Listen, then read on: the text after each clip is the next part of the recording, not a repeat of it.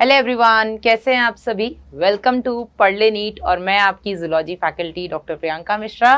और जैसा कि आप स्क्रीन पर पीछे देख रहे हैं इतने सारे कमेंट्स। अच्छा, पहले तो मैं ये बोलना चाहूँगी कि पिछले लेक्चर में जिसके नाम मैं नहीं ले पाई, वैसे तो आई ट्राइड माई बेस्ट कि मैं हर बच्चे का नाम लूँ जिस किसी ने भी आंसर किया। एक बच्ची ने बोला मैम आपने मेरा नाम नहीं लिया, तो मैंने अभी देखा था तो उसका नाम था। ठीक है, आपने या तो ध्यान से देखा नहीं कि मैंने आपका नाम लिया है।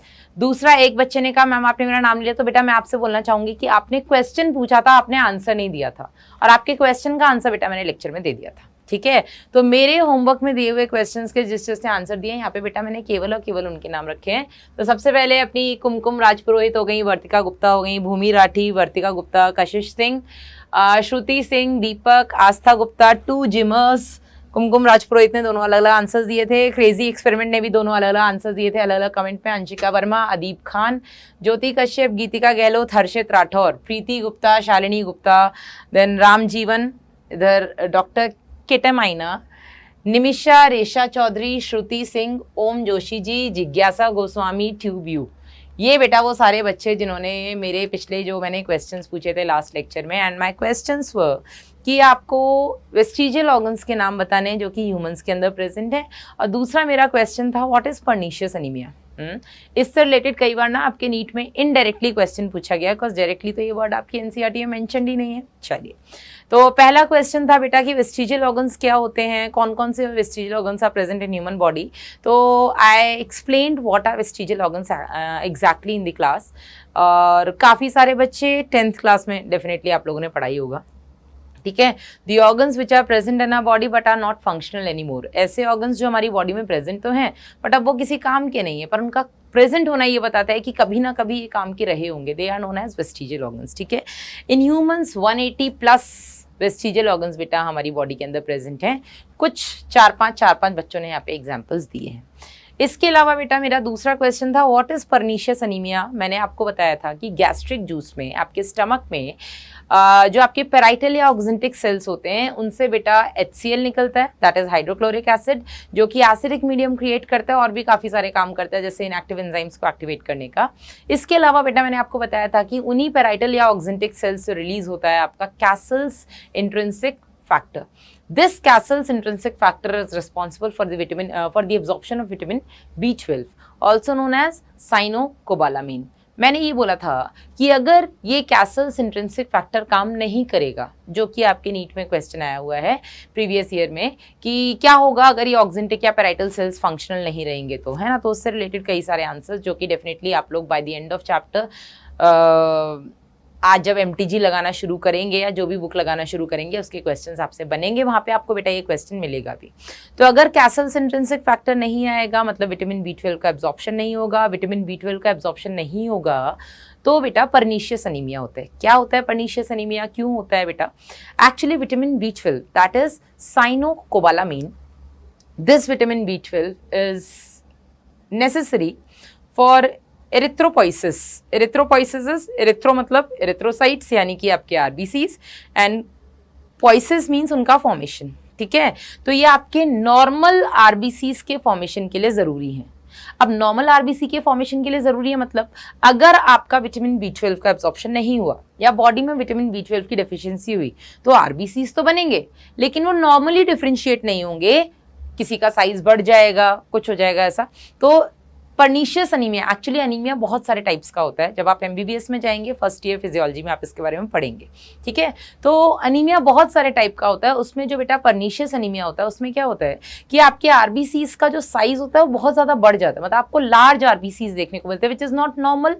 एबनॉर्मल आरबीसीज बनते हैं, आरबीसीज तो बनेंगे लेकिन एबनॉर्मल आरबीसीज बनते हैं। और जब बेटा वो एबनॉर्मल आरबीसीज हैं तो वो आपका नॉर्मल फंक्शन में हेल्प नहीं कर पाते हैं। ठीक है, जिसकी वजह से हम उनको नॉर्मल आरबीसीज में काउंट नहीं करते। नॉर्मल आरबीसीज का एक तरह से काउंट कम होगा जिसकी वजह से बेटा आपका अनीमिया होगा। ठीक है, अनीमिया में होता क्या है, बेसिकली अनीमिया में आपका आरबीसी काउंट कम हो जाता है या आपका हीमोग्लोबिन काउंट कम हो जाता है। ठीक है, या आपका ओवरऑल जो रेड ब्लड है मतलब आपका ब्लड कम हो जाता है। ऐसा हम अनीमिया के बिल्कुल बेसिक जो फीचर्स होते हैं आप लोग पढ़ेंगे।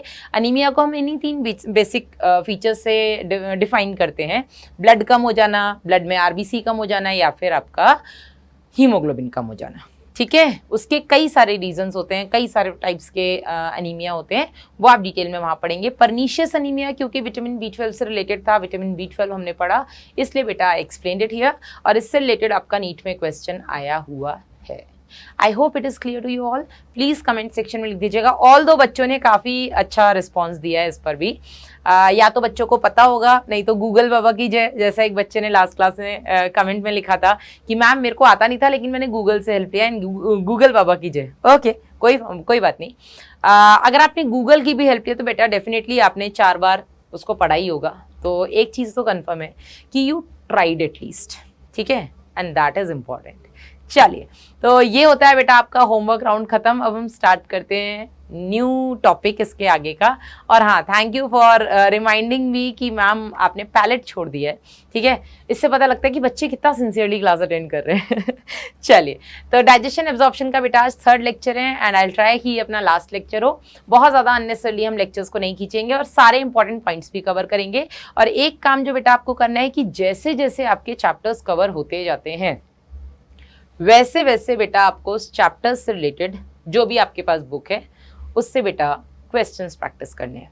Rest we are providing your DPPs, ठीक है, लेक्चर में ही आपको डिस्क्रिप्शन में जो DPP होगी उसका बेटा लिंक मिल जाएगा, आप वहाँ जा कर के DPP ज़रूर सॉल्व करिएगा, काफ़ी हेल्प मिलेगी अपने आप को ये जज करने के लिए कि सच में हमने ये जो भी पढ़ा ये भेजे में भिज गया या दोबारा भेजने की ज़रूरत है, ठीक है। चलिए, तो डाइजेशन एब्जॉर्प्शन L3 हम स्टार्ट करते हैं बेटा। मैंने पार्ट्स ऑफ एलिमेंट्री कैनाल यहाँ पे इसलिए लिखा है क्योंकि अपना आपने जैसा कि बोला पैलेट मैडम छूट गया है, तो पहले हम पैलेट को कवर कर लेते हैं, उसके बाद हम आगे बढ़ते हैं, ठीक है। तो what is palate? Palate actually forms the roof of oral cavity. It forms the roof of oral cavity. ये आपकी ओरल कैविटी की छत बनाता है। क्या बनाता है? छत, ठीक है, रूफ। ये आपकी ओरल कैविटी है। ऐसे करके सबने साउंड निकाला होगा बचपन में, है ना, मम्मी टकती क्या ये आवाज़ें निकाल रहे हो, तो ऐसे करने में बेटा अपनी टंग ऊपर जिस भी सरफेस से हिट कर रही है, जिससे भी वो बेटा टकरा रही है, that is known as the palate. और ये आपकी पूरी ओरल कैविटी है, तो इसकी छत बेटा कौन बना रहा है? आपका पैलेट। इसका बेटा दूसरा फंक्शन ये भी होता है कि आपकी नेजल कैविटी को ओरल कैविटी से सेपरेट करती है, ठीक है। इट सेपरेट्स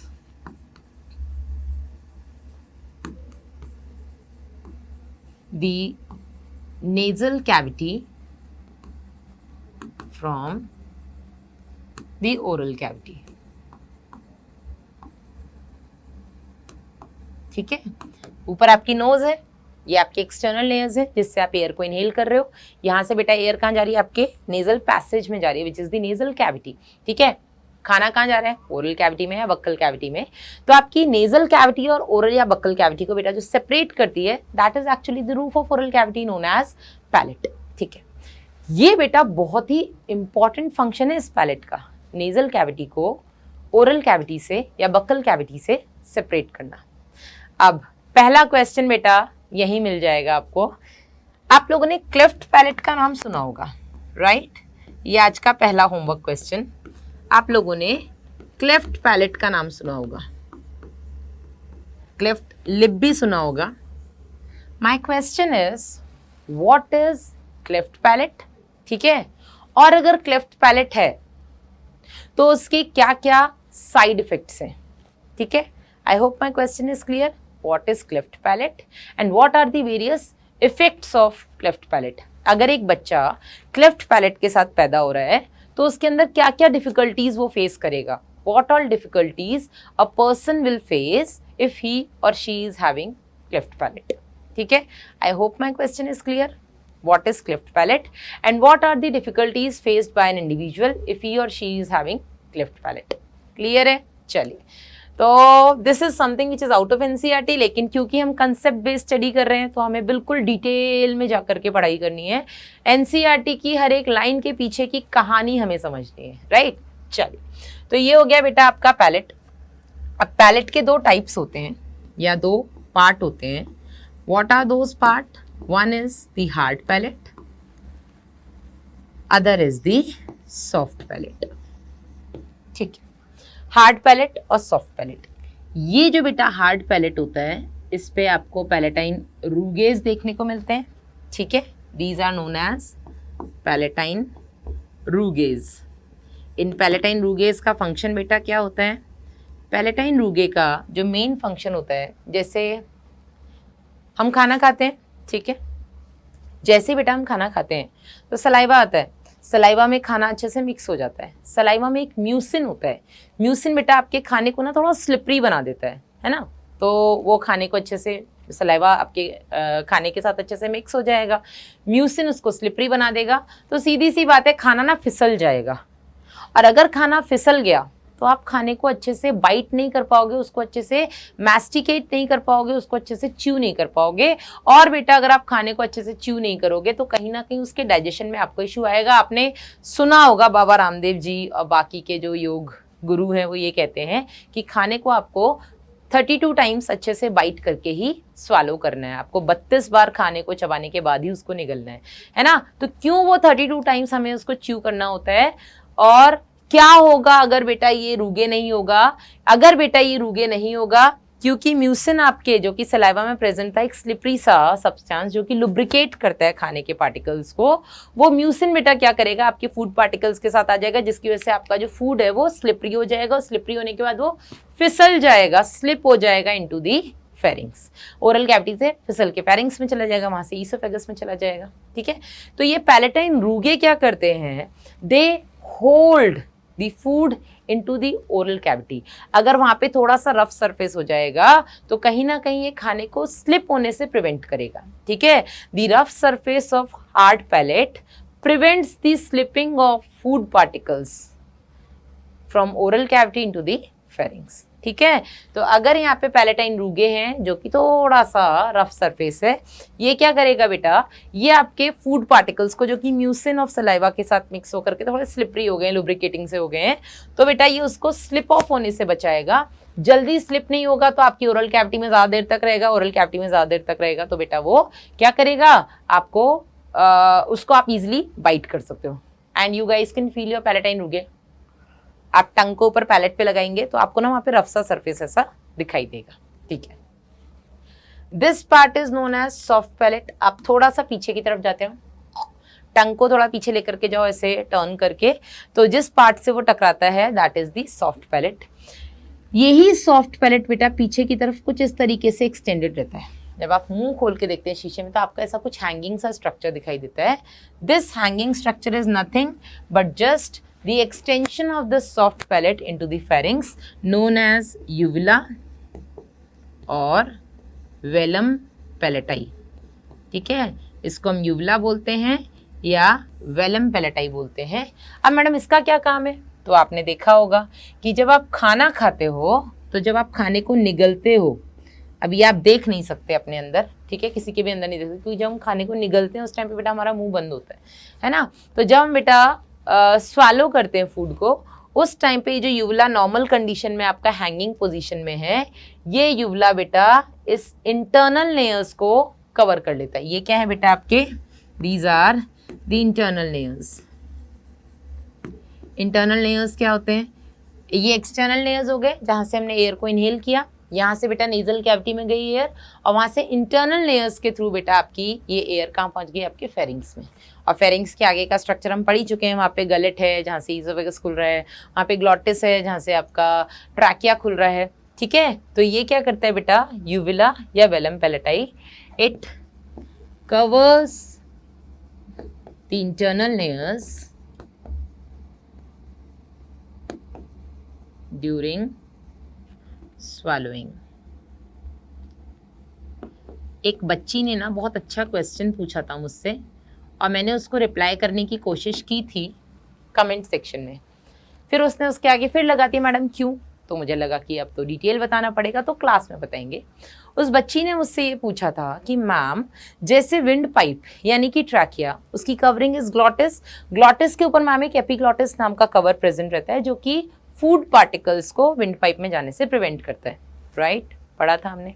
तो उसने कहा मैम फिर ईसोफेगस की ओपनिंग गलेट के ऊपर कोई ऐसा मतलब ऐसा कोई फ्लैप क्यों नहीं है जो कि एयर को ईसोफेगस यानी कि फूड पाइप में जाने से प्रिवेंट करे। तो बेटा उसका आंसर वहाँ पे मैंने ये बोला था, मतलब वहाँ पे मैंने सिर्फ ये बोला कि नहीं, इसके ऊपर ज़रूरत ही नहीं है, ठीक है। फिर उसने कहा मैडम क्यों, एयर भी तो फूड पाइप में जा सकती है। बिल्कुल जा सकती है बेटा, लेकिन एयर का फूड पाइप में एंटर करने पर उस एयर को बाहर निकालने का हमारे पास और तरीका है। आप लोगों ने अक्सर देखा होगा कि खाना खाने के बाद हम अक्सर डकार लेते हैं, ठीक है सुना होगा ना, ठीक है, बेल्चिंग जिसको हम बोलते हैं। तो ये जो बेटा आप डकार लेते हैं विच इज बेल्चिंग, ये क्यों होता है? अच्छा, मम्मी बोलती है कि आपका पेट भर गया है इसलिए अब आपको बेल्चिंग हुई है ना, ऐसे ही बोलती है मम्मी। लेकिन मैम कई बार ऐसा होता है कि हम खाना खाते खाते बीच में ही बेल्चिंग कर लेते हैं, तो उसका क्या रीज़न है मैडम? उसका रीज़न यही है कि आपने जब खाने को अच्छे से च्यू किया, च्यू करने के साथ जब आपने उसको निगला, जो लोग अक्सर बात करते करते खाना खाते हैं, जो मुंह में बाइट रख के बात करते हैं, तो उस कंडीशन में एयर बाहर जा रही है, अंदर आ रही है, जो भी है, ठीक है। तो उस कंडीशन में बेटा अगर एयर आपके ईसोफेगस यानी कि फूड पाइप में एंटर कर जाती है, तो आपकी बॉडी का दूसरा मैकेनिज्म उस एयर को बाहर निकालने का, and that is this belching. कई बार आप कहते हैं मैम खाना खाते खाते ना हिचकियां आनी शुरू हो गई हैं, तो ये हिकअप्स, हिचकियां क्यों आती हैं? हिचकियों का बेटा एक रीजन आपका डायफ्राम होता है, जो हम नेक्स्ट चैप्टर में पढ़ेंगे जब भी हम ब्रीदिंग एक्सचेंज ऑफ गैसेस पढ़ेंगे। लेकिन बेटा उसी हिकअप का एक रीजन ये भी होता है, जो आप कहते हैं मैडम तीखा लग गया शायद इसलिए बेल्चिंग आ गई। एकदम से पानी पियो या अपना माइंड डाइवर्ट करो तो बेल्चिंग बंद हो जाती है, सॉरी हिकअप्स बंद हो जाते हैं। तो उस कंडीशन में बेटा एक तरीके से जो हिकअप्स हैं, खाना खाते खाते एकदम से हिचकी आना, ये भी बेटा आपके जो फूड पाइप में एयर एंटर हुई है उसको बाहर निकालने का एक तरीका है। समझ में आया? हिकअप्स और बेल्चिंग ड्यूरिंग ईटिंग क्यों आता है? अगर आप वाइल ईटिंग एयर भी अंदर इनहेल कर लेते हैं, ठीक है, इसीलिए बोलते हैं ना खाना खाते टाइम बात नहीं करनी है। एक तो ये कारण है ही आपका कि खाना आपके विंड पाइप में चला जाएगा, ठीक है, तो चोक हो सकता है, वो हम पहले भी डिस्कस कर चुके हैं। लेकिन अगर एयर आपके चली जाती है फूड पाइप में बेटा, तो आपको हिकअप स्टार्ट हो जाते हैं, आपको बेल्चिंग आ जाती है, विच इज नॉट, मतलब इट डजंट साउंड गुड, ठीक है। हम 4 लोगों के बीच में बैठ के खाना खा रहे हो, अचानक से हमको बेल्चिंग होती है, ऑब्वियसली हमें थोड़ा अच्छा नहीं लगता है। 4 लोग हमें ऐसे देते हैं, ये क्या है, ठीक है। आई होप आज आपको उसका रीज़न पता लग गया होगा। आज से आप खाना खाते टाइम बात बिल्कुल नहीं करेंगे, ठीक है। चलिए, तो आपका यूविला या वेलम पैलेटाई क्या करता है, जब आप खाने को स्वालो करते हैं तो बेटा ये जो ऐसे लटक रहा है ये पीछे को हो जाता है, आपके इंटरनल नेल्स को कवर कर लेता है, ताकि गलती से भी खाना आपके नोज में ना चला जाए। Done. So this is about palate. तो हमारे parts of alimentary canal complete हो चुके हैं। हमने एलिमेंट्री कैनाल के सारे पार्ट्स को डिटेल में देख लिया है। हमने जो भी अपने एसेसरी या सपोर्टिव ग्लैंड्स थे, आपका लिवर हो गया, पैनक्रियाज को अभी हम थोड़ा सा देख लेते हैं। बाकी बेटा हमने सब कुछ पढ़ लिया था। हमने आपका सलाइवरी ग्लैंड पढ़ लिया था, आपका गैस्ट्रिक ग्लैंड्स बेटा हमने पढ़ लिए थे, आपके लिवर के बारे में हमने पढ़ लिया था, आपका इंटेस्टाइनल और पैनक्रियाज अभी हम थोड़ा सा देख लेते हैं, ठीक है। चलिए, तो बढ़ते हैं आगे बेटा। प्रोसेस ऑफ डाइजेशन हम पढ़ें उससे पहले थोड़ा सा आपके जो ग्लैंड्स रह गए हैं और जल्दी से जो हमने पढ़े उनको हम रिवाइज कर लेते हैं। आपके जो सपोर्टिव या सपोर्टिंग ग्लैंड्स हैं बेटा, उनके बारे में हम जल्दी से स्टडी कर लेते हैं। इसमें हमने सलाइवरी ग्लैंड्स तो पढ़ लिया था,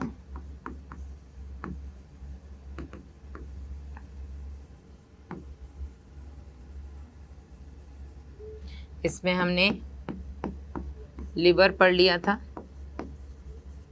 हमने ग्लिसन्स कैप्सूल देख लिया था, ठीक है, हेपेटिक लोब्यूल्स की जो कवरिंग वगैरह होती है वो सब हमने देख लिया था।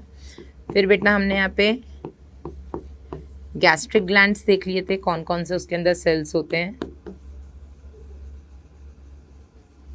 इसके बाद बेटा आता है आपका इंटेस्टाइनल ग्लैंड्स एंड पैनक्रियाज।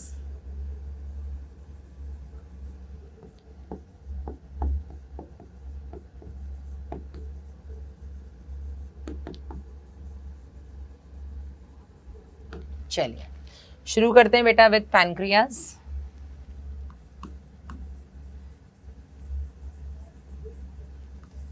इसके बारे में वैसे तो बहुत कुछ है बताने को, लेकिन मुझे लगता है कि हम हार्मोन वाले चैप्टर में पढ़ेंगे तो ज़्यादा अच्छे से समझ में आएगा।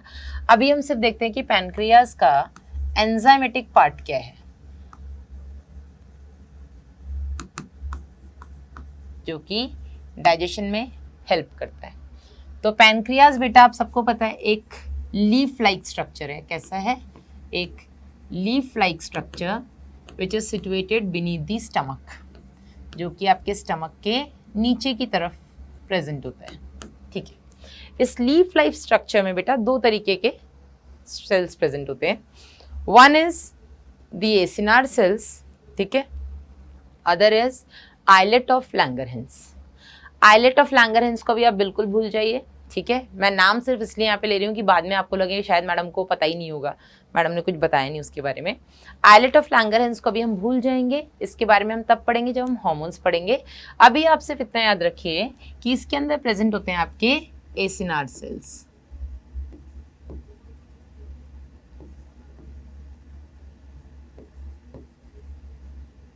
These acinar cells forms the 98 to 99% part of pancreas। ठीक है, आपके पैनक्रियास के अंदर ये जो एसिनार सेल्स हैं 98 से 99% यही प्रेजेंट होते हैं।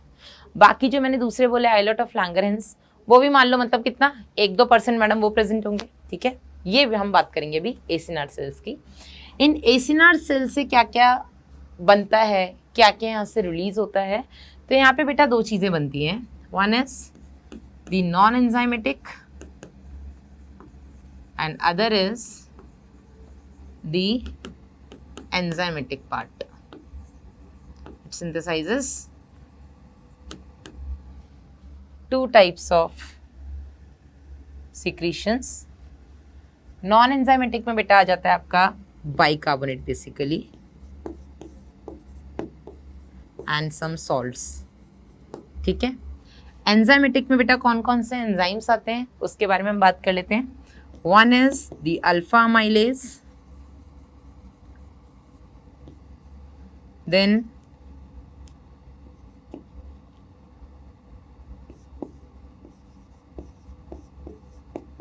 प्रोटीएज,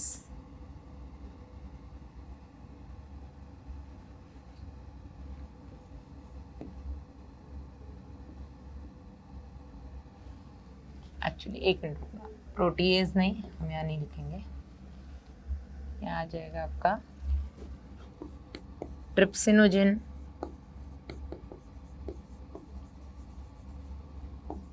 काइमोट्रिप्सिनोजेन,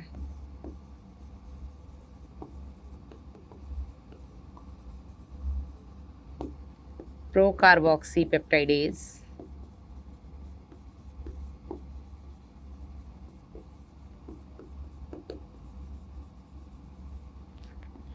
लाइपेज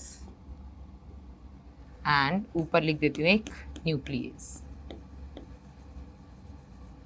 ठीक है, these are the enzymes which are synthesized and released from the enzymatic part of this acinar cells of pancreas।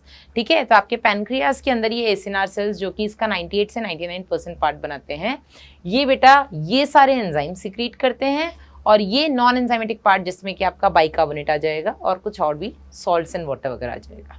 ठीक है, अब बेटा इस पैनक्रियास के बारे में फिलहाल हम और कुछ अभी नहीं जानेंगे, हमें मेन ये पैनक्रियाटिक एंजाइम्स पता होने चाहिए। नेक्स्ट हम बात करते हैं आपके इंटेस्टाइनल सेल्स की, या आपके इंटेस्टाइनल ग्लैंड्स की।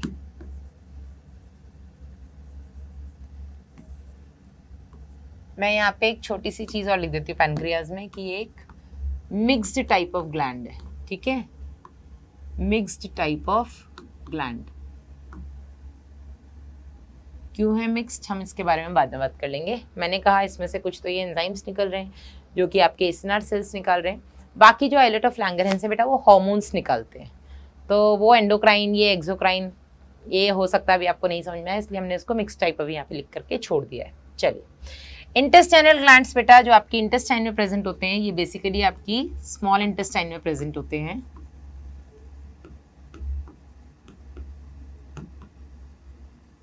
और ये आपके इंटेस्टाइन के अंदर प्रेजेंट हैं विलाइज। क्या प्रेजेंट है बेटा, ये विलाइज। इन विलाइज के बेस पर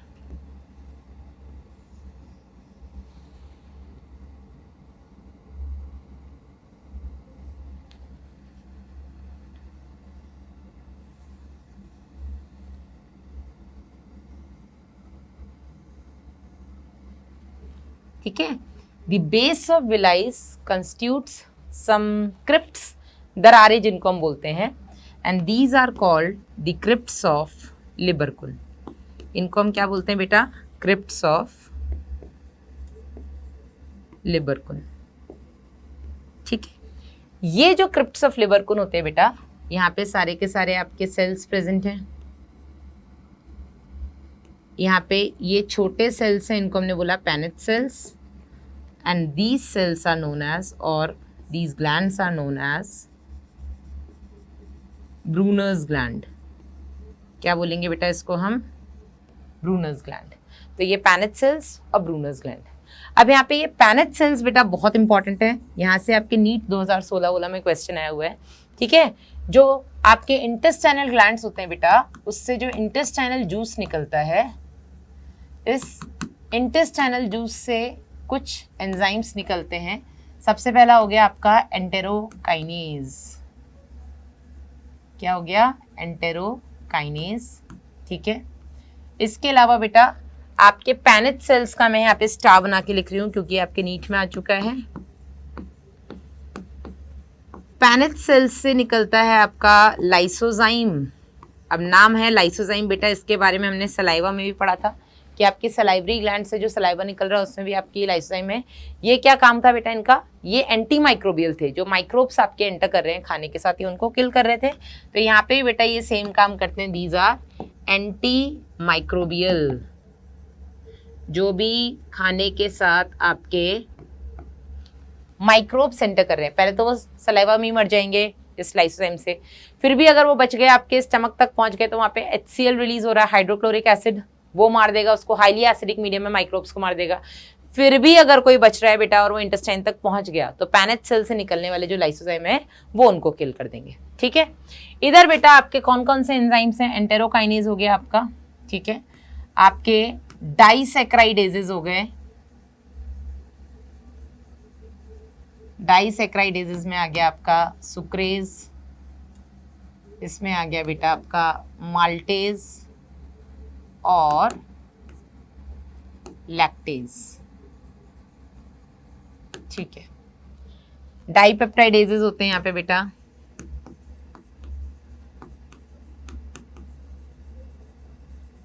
यहाँ पर होते हैं आपके न्यूक्लियोटाइडेज एंड न्यूक्लियोसाइडेज। ये बेटा मैं इसलिए भी ना रिपीट कर रही हूँ क्योंकि ये बहुत इंपॉर्टेंट है, लास्ट टाइम पे आप लोग कंफ्यूज ना हो जाए, इसलिए मैं वापस से भी लिख रही हूँ एक बार। ठीक है। और आपका यहाँ पे हो गया बेटा लाइपेज। ठीक है। These are the enzymes present in your intestinal juice. ठीक है। तो ये आपके पैनक्रियाटिक एंजाइम्स हो गए, ये आपके इंटेस्टाइनल एंजाइम्स हो गए। आपके स्टमक के कौन कौन से एंजाइम्स है बेटा, हमने ये भी देख ही लिए थे। आपका पेप्सिनोजन वहाँ पे रिलीज होता है, बच्चों के केस में प्रोरेनिन रिलीज होता है। ठीक है। यहाँ पे बेटा खत्म होते हैं आपके ग्लैंड्स विद रिवीजन। चलिए अब बेटा हम स्टार्ट करते हैं प्रोसेस ऑफ डाइजेशन। होता क्या है डाइजेशन के प्रोसेस में? हमने सारा फिजियोलॉजी तो पढ़ लिया, अब ये किस तरीके से आपको खाने के डाइजेशन में हेल्प करते हैं, that is important. I hope अभी तक मैंने जो कुछ भी पढ़ा है आपको क्लियर है। यस। ठीक है। चलिए प्रोसेस ऑफ डाइजेशन बेटा याद करिए, जब हमने पढ़ा था सबसे पहली क्लास में, क्या होता है मैडम डाइजेशन, क्यों होता है डाइजेशन, कैसे होता है डाइजेशन और कहाँ होता है डाइजेशन। तो कैसे होता है डाइजेशन में बेटा हमने दो चीजें पढ़ी थी। One is the mechanical digestion and other is the chemical और biochemical digestion। इसको हम बोल देंगे biochemical digestion। ठीक है। मैकेनिकल डाइजेशन में बेटा दो चीजें आती हैं, कौन कौन सी? सबसे पहला तो हो गया बेटा आपका च्यूइंग, जिसको हम बोल देंगे मैस्टिकेशन,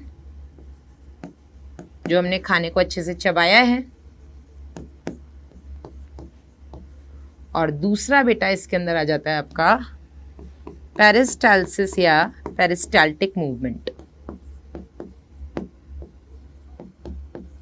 इसको हम चर्निंग मूवमेंट भी बोलते हैं।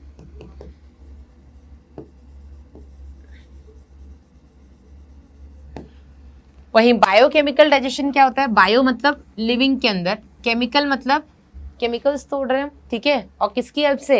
एंजाइम्स की हेल्प से। तो यहाँ पे बेटा आ जाएगा एंजाइमेटिक एक्शंस।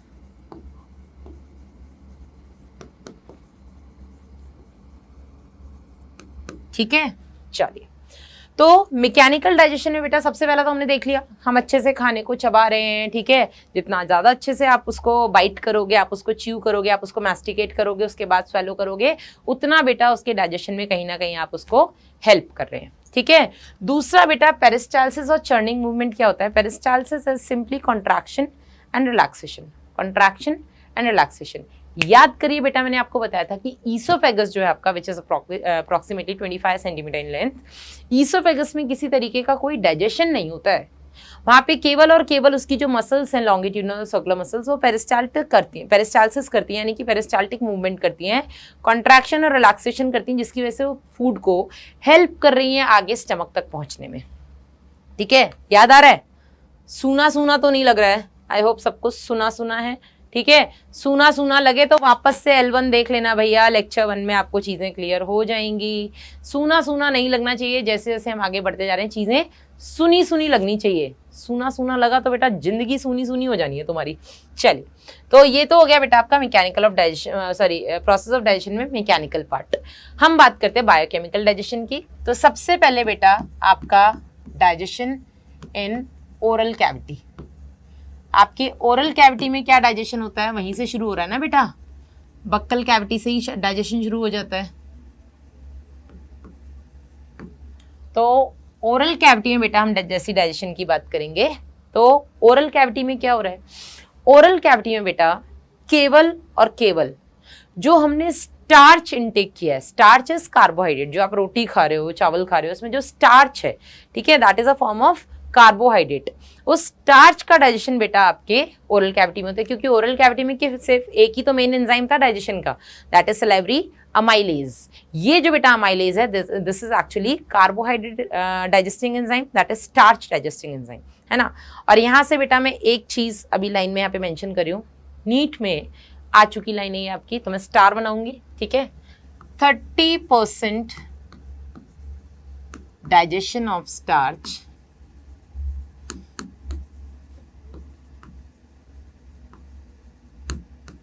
इसी ओरल कैविटी में होता है, ठीक है। ये लाइन इंपॉर्टेंट है, so I am making star over here.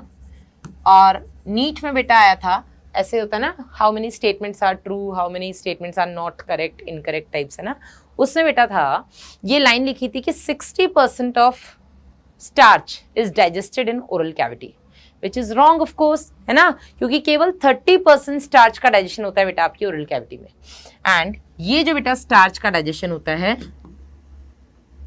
in the presence of salivary amylase,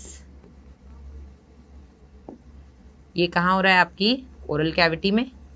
ये स्टार्च टूट के बेटा बना रहा है आपका maltose, which is a disaccharide,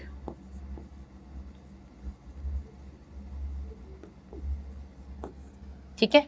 बस आपकी ओरल कैविटी में बस इतना ही होता है, 30% स्टार्च में यहाँ पे लिख रही हूँ, 30%, ठीक है, सलाइवरी अमाइलेज की वजह से माल्टोज में कन्वर्ट होता है, दैट इज अ डाइसेक्राइड। अब आप कहेंगे मैम डाइसेक्राइड क्या होता है? ओके, आप ये समझ लो बेटा, एक ग्लूकोज है, ग्लूकोज को मैं जी लिख दूं, ठीक है, ये दूसरे ग्लूकोज से मिल रहा है, 2 ग्लूकोज हो गए। इस 2 ग्लूकोज वाले मॉलिक्यूल को हम बोलते हैं बेटा डाइसेक्राइड, ठीक है। जब ऐसे ही ये कई सारे ग्लूकोज से मिलता हुआ चलेगा, कई सारे ग्लूकोज से ऐसे मिलता हुआ रहेगा, इसको बेटा हम बोलते हैं पॉलीसेक्राइड। पॉली मतलब जिसमें कई सारी मोनोमेरिक यूनिट्स हैं, ठीक है, तो ये हो जाएगा आपका पॉलीसेक्राइड। पूरा लिख दूं, आपका स्टार्च हो गया, ग्लाइकोजन हो गया, सेलुलोज हो गया, ये सारे के सारे क्या है बेटा? पॉलीसेक्राइड। स्टार्च और ग्लाइकोजन जब टूटेंगे बेटा, तो टूट के पहले वो डाइसेक्राइड्स बनाते हैं, 2-2 की यूनिट्स बनाते हैं, फिर उन डाइसेक्राइड्स को फिर से तोड़ करके हम बनाते हैं मोनोसेक्राइड्स, यानी कि अल्टीमेटली हम ग्लूकोज, फ्रक्टोज ये बना लेंगे, ठीक है। तो आपकी ओरल कैविटी में, बक्कल कैविटी में केवल और केवल 30% स्टार्च का डाइजेशन हुआ। इसके अलावा बेटा यहाँ पे जो मैंने आपको बोला था लाइसोजाइम, यहां पर बेटा सलाइवा में एक होता है थायोसाइनेट। ये दोनों क्या कर रहे हैं, ये दोनों एंटी माइक्रोबियल हैं, यानी कि माइक्रोब को किल कर रहे हैं। ये सब भी आपकी ओरल कैविटी में या बक्कल कैविटी में ही हो रहा है। और मैंने क्या बताया था यहाँ पर बेटा, क्या है आपका सलाइवा के अंदर प्रेजेंट होता है आपका म्यूसिन। म्यूसिन क्या कर रहा है सलाइवा में, ये लुब्रिकेशन का काम कर रहा है। ठीक है, सलाइवा के अंदर म्यूसिन है, ये क्या कर रहा है, ये लुब्रिकेट कर रहा है आपके फूड पार्टिकल्स को।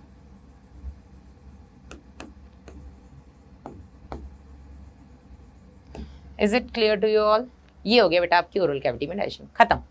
अब आगे बढ़ते हैं बेटा। तो as I mentioned, there is no digestive activity that takes place in the oesophagus.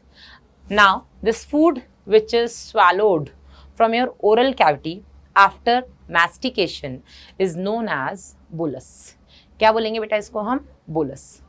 तो swallowing के टाइम पे ये आपकी फूड मतलब फूड पाइप हो गया which is esophagus। इस ईसोफेगस में बेटा क्या हुआ, जो आपने swallow किया है which is the bolus, ठीक है, यहाँ से ये पहुँच जाता है आपके स्टमक में। ठीक है, इस पूरे ईसोफेगस के अंदर only and only peristalsis takes place और peristaltic movement takes place. No digestive activity takes place in this oesophagus. इसके अलावा बेटा इस पूरे ईसोफेगस की वॉल में, यहाँ पे इस पूरे ईसोफेगस की जो सबसे अंदर वाली वॉल होगी उसको क्या बोलेंगे, हिस्टोलॉजी ऑफ एलिमेंट्री कैनाल में हमने देखा था the outermost is serosa, then muscularis, then submucosa and mucosa. तो इसकी बेटा जो म्यूकोजा है, दिस म्यूकोजा में बेटा यहाँ पे प्रेजेंट होते हैं गोबलेट सेल्स। क्या प्रेजेंट होते हैं बेटा यहाँ पे, गोबलेट सेल्स। ये गोबलेट सेल्स क्या करते हैं, ये भी म्यूकस का सिक्रीशन करते हैं। क्या करते हैं बेटा, ये भी म्यूकस सिक्रीशन करते हैं। म्यूकस सिक्रीशन से क्या होगा, जो बोलस आपने जिसको स्वालो किया है चबाने के बाद विच इज बोलस, ये बोलस बेटा जैसे ही आपके ईसोफेगस में जाएगा, this mucus from the goblet cells present in the wall of esophagus, it lubricates it further। ठीक है, ये इस बोलस को और लुब्रिकेट करेगा and the peristaltic movement that is contraction and relaxation that is taking place in this oesophageal pipe और in this food pipe that helps in movement of this bolus towards the stomach. तो ये बेटा bolus को कहाँ तक पहुँचा देगा, आपके स्टमक तक पहुँचा देगा। यहाँ पे आपका स्फिंक्टर प्रेजेंट है, गैस्ट्रोइसोफेजियल स्फिंक्टर ओपन होगा और बेटा ये एंटर कर जाएगा। अगर गैस्ट्रोफेजियल स्फिंक्टर ओपन नहीं होता है, गैस्ट्रोइसोफेजियल स्फिंक्टर ओपन नहीं होता है, तो बेटा ये बोलस यहीं पर डिपॉजिट हो जाएगा, ये अंदर नहीं जा पाएगा, which is again a disease. चलिए आगे पहुंचे, इस डिजीज का नाम आप ही बता दो यार मुझे। चलो ये दूसरा होमवर्क लिख देते हैं, आज नंबर ऑफ क्वेश्चंस हो सकता है थोड़ा बढ़ जाए। दूसरा होमवर्क नंबर 2, ठीक है, द डिजीज और the condition in which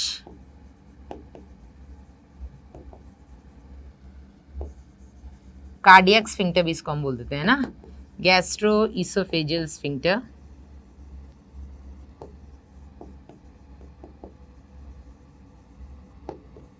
does not open, नहीं खुलेगा, and the bolus get deposited near it is called, हाँ जी क्या बोलते हैं इस कंडीशन को, ये आपका दूसरा होमवर्क क्वेश्चन है। ठीक है, this is again not mention in NCERT. आपने बोलस को स्वालो किया, यहाँ पे म्यूकस सिक्रीशन हो रहा है फ्रॉम दी गोबलेट सेल्स, यहाँ पर पेरिस्टाल्टिक मूवमेंट हो रहा है by the circular and longitudinal present in the muscularis wall of oesophagus, जिसकी वजह से पेरिस्टाल्सिस जो हुआ है ना, और ये मूव कर रहा है टुवर्ड्स दी स्टमक। लेकिन इस जंक्शन पे जो गैस्ट्रोइसोफेजियल स्फिंक्टर है, जो कार्डियक स्फिंक्टर है, वो ओपन ही नहीं हो रहा, वो ओपन नहीं हो रहा, तो ये जो भी बोलस आया ये जाके डिपॉजिट हो गया आपके स्फिंक्टर के पास। This condition is known as second question of homework. ठीक है, चलिए अब बेटा खाना कहाँ पहुंच जाएगा, आपके स्टमक में, तो हम दूसरा पढ़ते हैं, डाइजेशन इन स्टमक।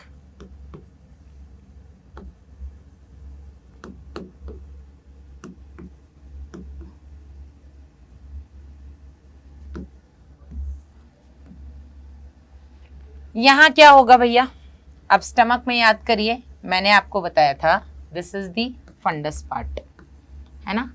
और इस फंडस पार्ट में बेटा सबसे ज़्यादा आपके गैस्ट्रिक ग्लैंड्स प्रेजेंट होते हैं।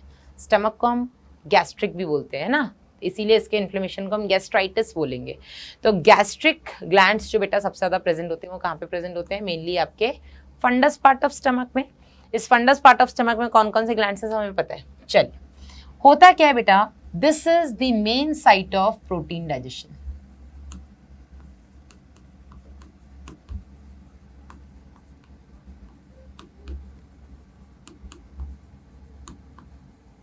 आपके स्टमक में जो फूड है वो 4 to 5 आवर्स तक स्टे करता है, ठीक है। खाना आपके स्टमक में आपने तो स्वैलो कर लिया, 4 से 5 घंटे तक बेटा वो आपके स्टमक में रहता है, ठीक है। यहाँ पे मेनली प्रोटीन का डाइजेशन होता है। प्रोटीन के डाइजेशन के लिए बेटा यहाँ पे जो एंजाइम आया है वो एंजाइम कौन सा है आपका, पेप्सिनोजन। याद आ रहा है कुछ कुछ, पेप्सिनोजन कहाँ से आ रहा था, जो चीफ सेल्स थे, जो गैस्ट्रिक सेल्स थे, जो पेप्टिक सेल्स थे, या जिनको हमने जाइमोजन सेल्स बोला था। जाइमोजन मीन्स इनएक्टिव एंजाइम्स, है ना। तो आपके जाइमोजन सेल्स से बेटा रिलीज हो रहा था आपका पेप्सिनोजन। पेप्सिनोजन जो कि इनएक्टिव है, जाइमोजन है, इसको एक्टिवेट किया गया था और बनाया गया था pepsin. And this activation takes place in the presence of HCl। तो अगर ऑक्सिंटिक या पैराइटल सेल्स फंक्शनल नहीं रहेंगे, HCl नहीं आएगा, तो कहीं ना कहीं बेटा प्रोटीन का डाइजेशन भी स्टमक में नहीं होगा। क्यों? क्योंकि पेप्सिनोजन पेप्सिन में कन्वर्ट नहीं होगा। जब तक पेप्सिन बेटा कन्वर्ट नहीं होगा तब तक प्रोटीन का डाइजेशन भी नहीं होगा। अब ये पेप्सिन बेटा क्या करता है, ये पेप्सिन आपके प्रोटीन को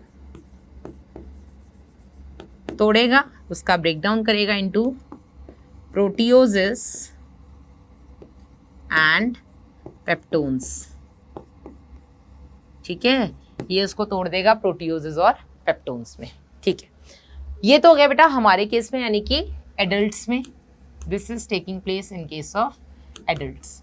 बच्चों में क्या होता है मैम, बच्चों में बेटा जो आपके इन्फेंट्स होते हैं, इन्फेंट्स मतलब 1 साल तक के बच्चे जो केवल दूध पीते हैं, है ना, उनमें बेटा क्या रिलीज होता है, उनमें रिलीज होता है प्रोरेनिन। ये प्रोरेनिन HCl की प्रेजेंस में एक्टिवेट होता है और बनाता है बेटा ये रेनिन। अब ये रेनिन बेटा बच्चों ने क्या पिया है, दूध पिया है। दूध के अंदर बेटा जो मिल्क प्रोटीन होती है उसको हम बोलते हैं केसीन। क्या बोलते हैं बेटा, casein. This is the milk protein, ठीक है। और इस मिल्क प्रोटीन केसीन को रेनिन की प्रेजेंस में प्लस कैल्शियम आयन की प्रेजेंस में कन्वर्ट किया जाता है इनटू कैल्शियम पैराकेसिनेट। किसमें, कैल्शियम पैराकेसिनेट में, ठीक है। मतलब वो अब जमने लग गया है। इसीलिए आपने देखा होगा बच्चा पीता तो दूध है, माँ का कभी मन नहीं भरता कि मेरे बच्चे का पेट भर गया है। माँ अपने बच्चे को दूध पिलाती जाती है ना। जरा सा वो रोया, उसको कहीं दर्द हो रहा होगा, माँ को लग रहा है कि मेरा बच्चा भूखा है, उसने दूध पिला दिया। अब उसको भूख तो है नहीं, पेट उसका भरा हुआ है, तो क्या करेगा, वो वॉमिट आउट कर देगा, जो भी उसने लिया है उसको बाहर निकालेगा। तो हम देखते हैं कि उसने पिया तो दूध था, लेकिन मैडम निकाला तो उसने दही है। तो ये दूध से दही कैसे बन गया, ये दूध से दही बेटा इस रेनिन ने और कैल्शियम ने बनवाया। And this process is known as curdling of milk, दूध का दही बनना। समझ में आया? कितनी इंटरेस्टिंग चीज़ें हम लोगों ने जानी इस चैप्टर में, नहीं? ये तो पहला चैप्टर है, ऐसे कई सारे चैप्टर्स में हम बहुत ही ज़्यादा इंटरेस्टिंग चीज़ें जानने वाले हैं। यस, तो ये आपका क्लियर हुआ, कर्डलिंग ऑफ मिल्क। तो ये बेटा आपका डाइजेशन होता है आपके स्टमक में, जहाँ पर आपका जो फूड है वो 4 to 5 आवर्स तक स्टे करता है। वहाँ पे मेनली प्रोटीन का डाइजेशन होता है। अब आपकी बुक में एक चीज़ और लिखी है कि यहाँ पे एक एंजाइम आता है लाइपेज। कौन सा एंजाइम आता है आपके स्टमक में ही, लाइपेज। ये लाइपेज मैडम फैट का डाइजेशन करता है ना। ये HCl ने क्या किया है, यहाँ पे एसिडिक मीडियम क्रिएट किया 1.8 से 2.4 का। ये भी हम लोगों ने देखा था, है ना। इतने स्ट्रॉन्ग एसिडिक मीडियम में ये सारे एंजाइम्स आपके एक्टिवेट हो रहे हैं। अब यहाँ पे बेटा एक लाइपेज है, इस लाइपेज को एक्चुअल में हम गैस्ट्रिक लाइपेज बोलते हैं, क्योंकि ये आपके स्टमक में सिक्रीट हो रहा है, इसलिए इसको हम गैस्ट्रिक लाइपेज बोलते हैं। ये गैस्ट्रिक लाइपेज भी यहाँ पे, अब लाइपेज है तो लाइपेज मतलब लिपिड, लिपिड मतलब फैट। तो ये लाइपेज किसका डाइजेशन करता है बेटा, ये लिपिड का डाइजेशन करता है। ये गैस्ट्रिक लाइपेज आपके फैट को तोड़ेगा into fatty acids and glycerol. Lipid टूट के क्या बनाएगा या फैट टूट के क्या बनाएगा? Fatty acids and glycerols. अब ये जो बेटा फैटी एसिड्स और ग्लिसरॉल बन रहे हैं, यहां पर आप ये समझ लो कि लिपिड का डाइजेशन ना केवल ओनली 1%, मैं यहाँ पे स्टार बना के लिख दे रही हूं, only 1% emulsified fat is present in food। हमने जो खाना खाया है उसमें फैट जो है उसके बड़े बड़े टुकड़े हैं, बड़े बड़े टुकड़े। उन बड़े बड़े टुकड़ों को बेटा डायरेक्ट आपका गैस्ट्रिक लाइपेज डाइजेस्ट नहीं कर सकता, ठीक है। लेकिन उसी फैट में 1% फैट ऐसा है जो छोटे छोटे टुकड़ों के फॉर्म में है, ठीक है। एंड दैट छोटे छोटे टुकड़े of fat is known as emulsified fat. तो जो हमने फूड इनटेक किया है, only 1% emulsified fat is present in that food what we intake, ठीक है। And that 1% emulsified fat is digested in this और is broken down into fatty acids and glycerol in the stomach by the help of or by the action of gastric lipase। Rest 99% fat बेटा जो आपने intake किया है वो emulsified नहीं है, उसके बड़े बड़े ग्लोब्यूल्स हैं और वो बड़े बड़े ग्लोब्यूल्स का आपका गैस्ट्रिक लाइपेज डाइजेस्ट नहीं कर सकता। तो मेनली बेटा यहाँ पे जो डाइजेशन हो रहा है वो किसका हो रहा है? आपके प्रोटीन का हो रहा है। डन। अब बेटा खाना कहाँ पहुंच गया? ये जिसका डाइजेशन हो गया है कंप्लीट आपके स्टमक में, इसको बेटा हम बोल देंगे आपका काइम। क्या बोल देंगे इसको बेटा? हम काइम। और ये काइम अब एंटर करेगा इस पाइलोरिक स्फिंक्टर से into the very first part of small intestine known as duodenum, ठीक है। तो ये जो काइम है जो हमने स्वैलो किया था दैट इज बोलस, जो आपके स्टमक तक पहुंच गया, जिसमें 30% स्टार्च का डाइजेशन ऑलरेडी हो रखा है, जिसमें बाकी के प्रोटीन का डाइजेशन हुआ, 1% इमल्सिफाइड फैट का डाइजेशन हुआ, उसको बेटा हमने बोला chyme. And this chyme leaves the stomach and enters into the very first part of small intestine known as duodenum. अब ये काइम के साथ क्या होगा? आओ भैया काइम का फ्यूचर भी जान लेते हैं। तो अब हम देखेंगे number 3, digestion in small intestine. Digestion in small intestine।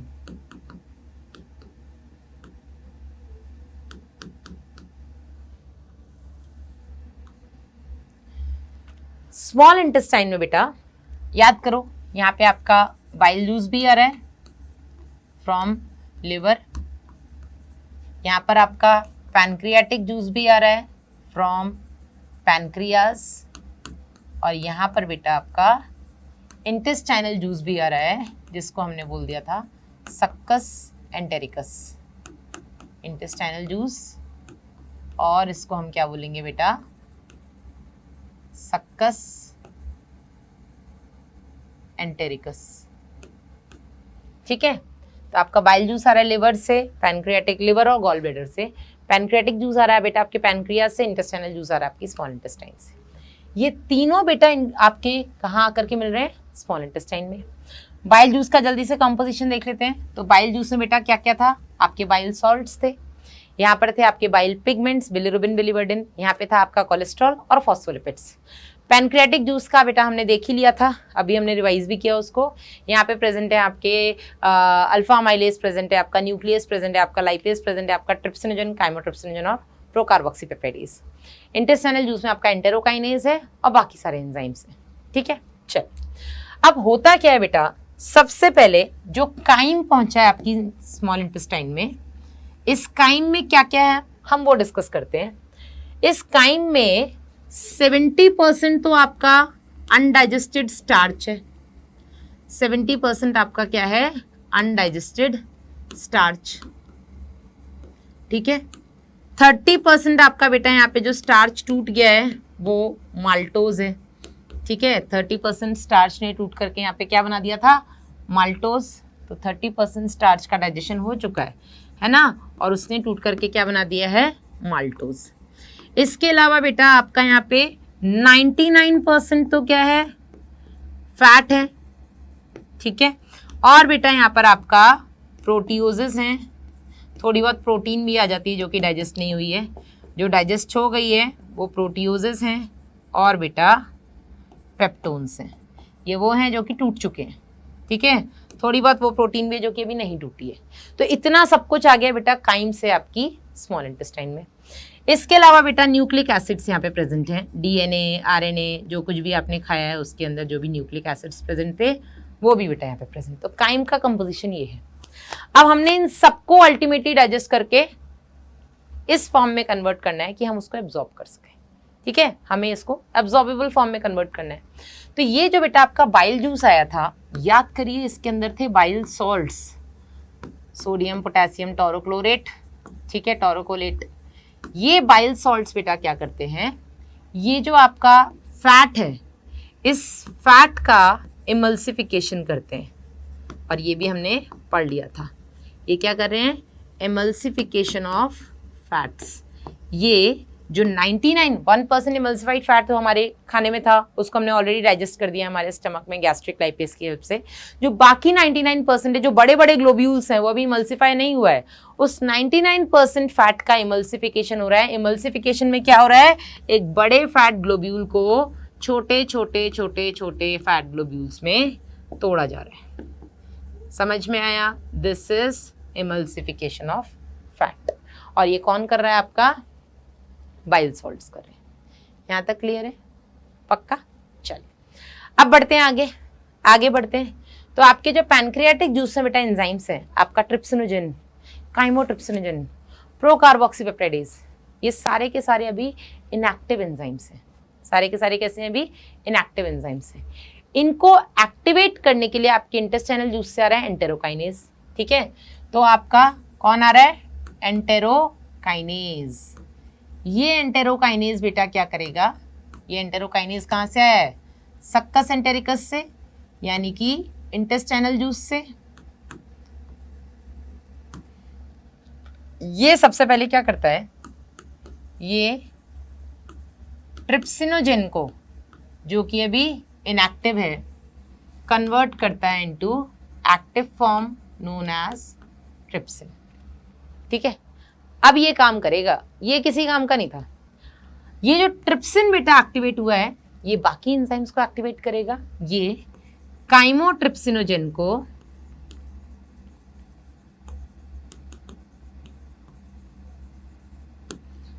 Convert करेगा इनटू काइमोट्रिप्सिन, और यही बेटा आपके प्रोकार्बोक्सीपेप्टाइडेज को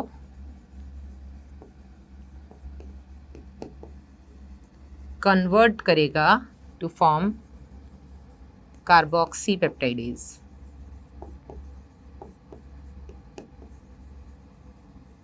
और इस तरीके से ये सब एक्टिवेट हो गए, ठीक है। यहाँ तक क्लियर है, कुछ चलिए। खाना आ गया स्मॉल इंटेस्टाइन में। स्मॉल इंटेस्टाइन में बेटा अल्टीमेट डाइजेशन होने वाला है खाने का। यहाँ पे complete digestion of food will take place, है ना। Now that complete digestion of food will take place with the help of bile juice coming from liver and gallbladder, with the help of pancreatic juice coming from pancreas, and with the help of intestinal juice or succus entericus coming from the intestine, ठीक है। Activate कर दिया हमने इनको। अब बेटा होगा क्या क्या, सबसे पहले पैनक्रियाटिक जूस का एक्शन देखते हैं। बाइल जूस का तो जितना एक्शन था हमने देख ही लिया है। एक्शन ऑफ पैनक्रियाटिक जूस,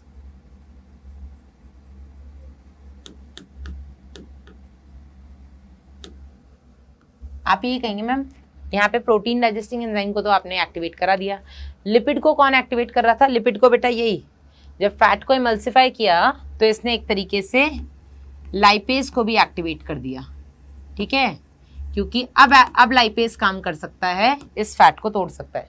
जब तक फैट के बड़े बड़े ग्लोब्यूल्स से तब तक लाइपेज काम नहीं कर सकता था, जैसे ही उसको इमल्सिफाई कर दिया गया है नाउ लाइपेज कैन वर्क। तो एक तरीके से लाइपेज को एक्टिवेट करने का काम भी किसने किया, आपके बाइल सॉल्ट्स ने। पैनक्रियाटिक जूस ने क्या किया, जो आपका रिमेनिंग स्टार्च था 30% का डाइजेशन तो हो चुका है, रिमेनिंग स्टार्च का डाइजेशन बेटा आपके अल्फा माइलेज ने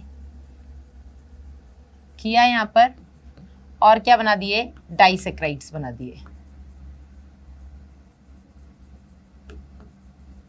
बहुत सारे maltose maltose maltose maltose maltose maltose ऐसे बन गए। यहां पर जो प्रोटीन था जो आपके स्टमक से आया था, प्रोटियोजेस थे जो डाइजेस्ट होके बने थे आपके स्टमक में, और जो पेप्टोन्स थे ये भी बेटा स्टमक में डाइजेस्ट होकर के बने थे। इन सब को आपके ट्रिप्सिन ने, काइमोट्रिप्सिन ने और कार्बोक्सी पेप्टाइडेज ने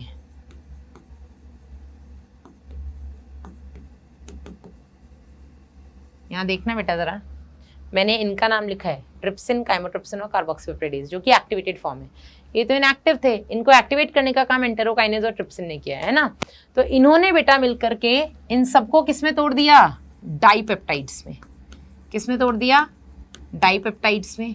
अब मैडम डाइपेप्टाइड्स क्या होते हैं, जैसे बेटा कई सारे ग्लूकोज मिलकर के पॉलीसेक्राइड बनाते हैं, दो ग्लूकोज मिलकर माल्टोज बनाते हैं, विच इज अ डाइसेक्राइड। इसी तरीके से बेटा प्रोटीन की जो बेसिक यूनिट होती है दैट इज अमीनो एसिड। तो कई सारे अमीनो एसिड्स मिलकर प्रोटीन बनाते हैं, और अगर दो अमीनो एसिड का ग्रुप रह जाए तो उसको हम डाइपेप्टाइड बोल देंगे। ठीक है, चलिए फिर ये तो हो गया आपका स्टार्च, ये हो गया आपका प्रोटीन का डाइजेशन। जो यहाँ पे लिपिड हैं यानी जो फैट ग्लोब्यूल्स हैं बेटा, उस लिपिड को तोड़ने के लिए कौन आया, आपका लाइपेज आया। और लाइपेज ने क्या किया, इसको किस में तोड़ दिया, आपके मोनोग्लिसराइड्स में।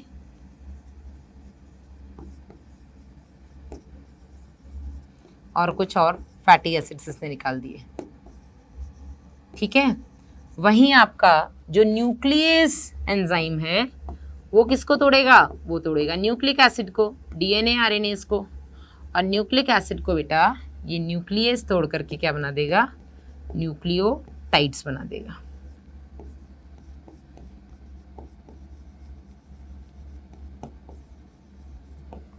ठीक है, इस तरीके से बेटा आपकी स्मॉल इंटेस्टाइन में ये बाइल जूस ने कर दिया, ये आपके पैनक्रियाटिक जूस ने कर दिया। अब अल्टीमेट डाइजेशन जो हो रहा है यहाँ पे, अभी भी डाइजेशन कंप्लीट नहीं हुआ है। Our body can not absorb these forms of biomolecules, उसको इसको और तोड़ना है, और तोड़ने के लिए बेटा अब क्या होगा, एक्शन ऑफ इंटेस्टाइनल जूस।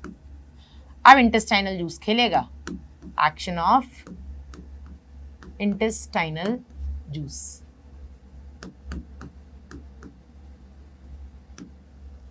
कौन कौन से इंटेस्टाइनल जूस के एंजाइम्स क्या क्या करेंगे, तो बेटा सबसे पहले तो जो आपके डाइसेक्राइड्स बने हैं, अब वहां पे हमने एक डाइसेक्राइड लिखा है आपका माल्टोज, लेकिन डाइसेक्राइड्स बेटा आपके कुछ भी हो सकते हैं। ये आपका सुक्रोज हो सकता है, ये आपका माल्टोज हो सकता है, नीट में आपका ये क्वेश्चन आ चुका है, so I am making star over here. और ये आपका लैक्टोज हो सकता है। ठीक है, तो डाइसेक्राइड को तोड़ने के लिए कौन आ रहा है बेटा, डाइसेक्राइडेज। इसको तोड़ने के लिए कौन आएगा, आपका डाइसैक्राइडेज। और डाइसैक्राइडेज में जैसे सुक्रोज को तोड़ने के लिए आएगा बेटा सुक्रेज, इसको हम इन्वर्टेज नाम से भी जानते हैं, क्योंकि सुक्रोज एक इन्वर्ट शुगर है, तो इसको तोड़ने के लिए इन्वर्टेज आ रहा है। माल्टोज को तोड़ने के लिए आ रहा है बेटा आपका माल्टेज, और लैक्टोज को तोड़ने के लिए आ रहा है आपका लैक्टेज। ये सारे के सारे बेटा डाइसेक्राइडेजेस हैं, क्योंकि डाइसेक्राइड को तोड़ रहे हैं, है ना। तो ये बेटा डाइसेक्राइड को जब तोड़ेंगे डाइसेक्राइडेजेस, तो क्या बनाएंगे, मोनोसेक्राइड्स बनाएंगे, मतलब सबसे छोटी यूनिट बनाएंगे। और ये मोनोसेक्राइड्स में कौन कौन से मोनोसेक्राइड, जब सुक्रोज टूटेगा बेटा सुक्रेज या इन्वर्टेज की प्रेजेंस में, तो ये बनाता है ग्लूकोज प्लस फ्रक्टोज। तो सुक्रोज टूट के क्या बनाता है, ग्लूकोज और फ्रक्टोज। माल्टोज टूटेगा तो बेटा ये बनाता है ग्लूकोज प्लस ग्लूकोज, और अगर लैक्टोज टूटेगा तो ये बनाता है glucose plus galactose. It will form glucose plus galactose. ठीक है, आपने कभी लैक्टोज नाम सुना है, लैक्टोज, यस मैडम, वो बच्चों को पिलाने के लिए पाउडर आता है, उसको पानी में मिला करके पिलाते हैं, लैक्टोज। आपने एक बीमारी सुनी होगी लैक्टोज इंटॉलरेंस, मैं यहाँ पे अलग से लिख दे रही हूँ स्टार बना करके, लैक्टोज इंटॉलरेंस।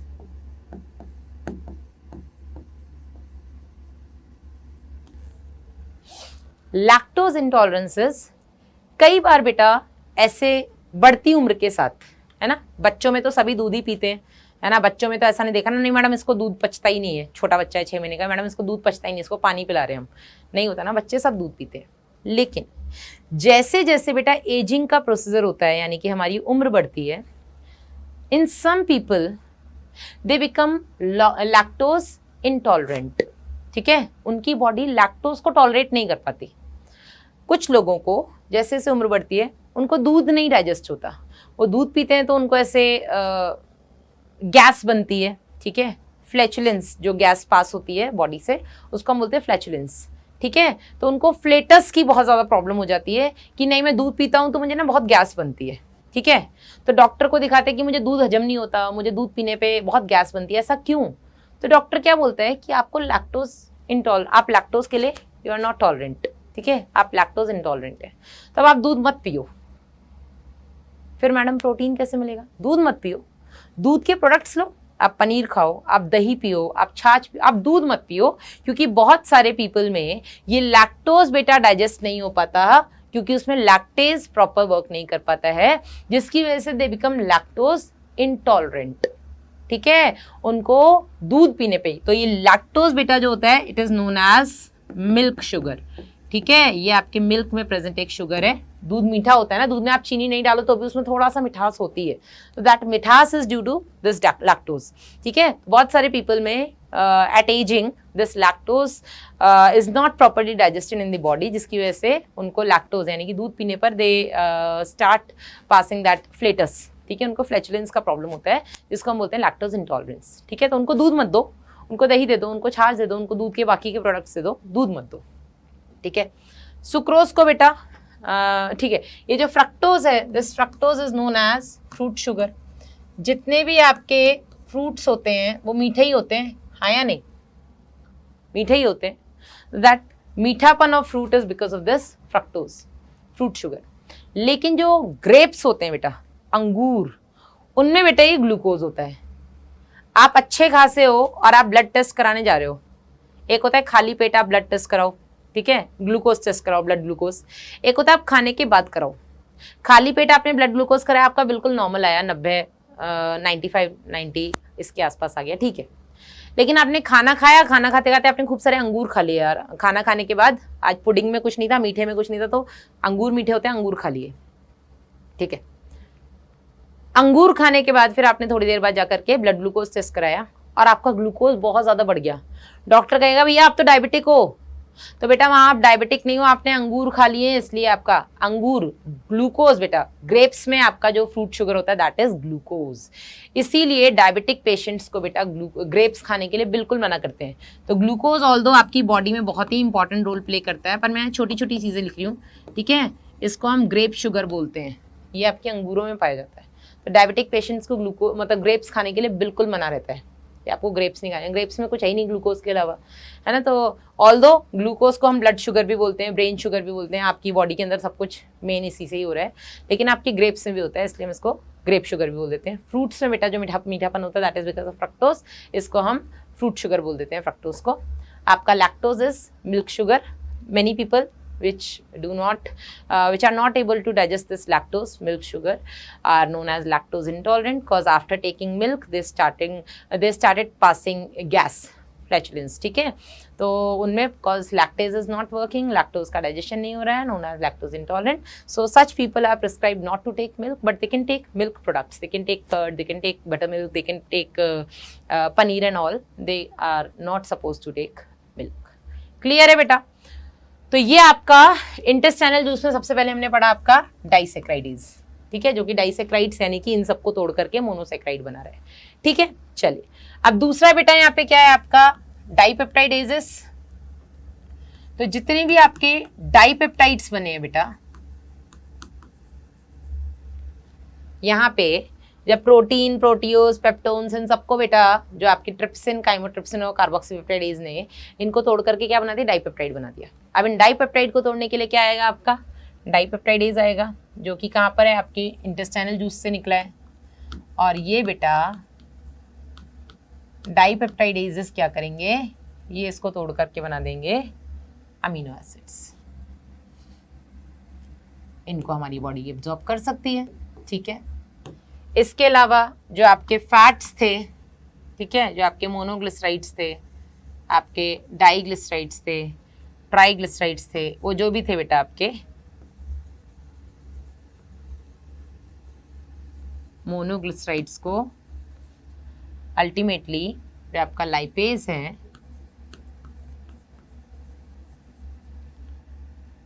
ये तोड़ के बना देगा फैटी एसिड्स एंड ग्लिसरॉल, ठीक है। वहीं बेटा चौथे आपके क्या बने थे, न्यूक्लिक एसिड्स को न्यूक्लियस ने तोड़ करके बना दिया था क्या, न्यूक्लियोटाइड्स। अब इन न्यूक्लियोटाइड्स को बेटा डाइजेस्ट करने के लिए आएंगे आपकी न्यूक्लियोटाइडेज। न्यूक्लियोटाइड्स को डाइजेस्ट करने के लिए आएंगे आपके न्यूक्लियोटाइडेज, और ये न्यूक्लियोटाइडेज बेटा इसको तोड़ करके बनाएंगे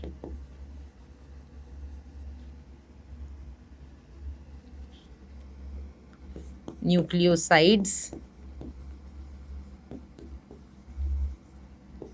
एंड फॉस्फेट। फॉस्फेट अलग हो जाएगा, तो फिर जो न्यूक्लियोसाइड्स हैं इनको तोड़ने के लिए बेटा जो एंजाइम आएगा दैट विल बी न्यूक्लियोसाइडेज, और ये न्यूक्लियोसाइडेज बेटा इसको तोड़ करके बनाएंगे pentose sugar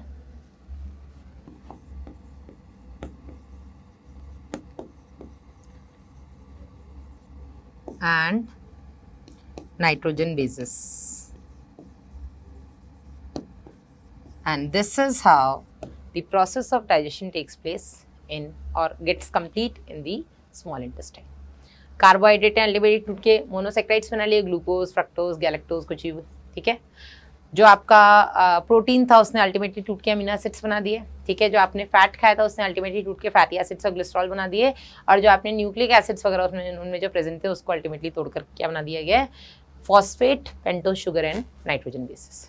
this is how the digestion completes. आपके स्मॉल इंटेस्टाइन में डाइजेशन कंप्लीट हो गया। लार्ज इंटेस्टाइन में बेटा कोई भी digestive activity doesn't take place, ठीक है। लार्ज इंटेस्टाइन में कोई भी डाइजेस्टिव एक्टिविटी नहीं होती है। आपका डाइजेशन का प्रोसेस आपकी स्मॉल इंटेस्टाइन में ही खत्म हो जाता है, ठीक है। चलिए अब बेटा नेक्स्ट आता है आपका एब्जॉर्प्शन।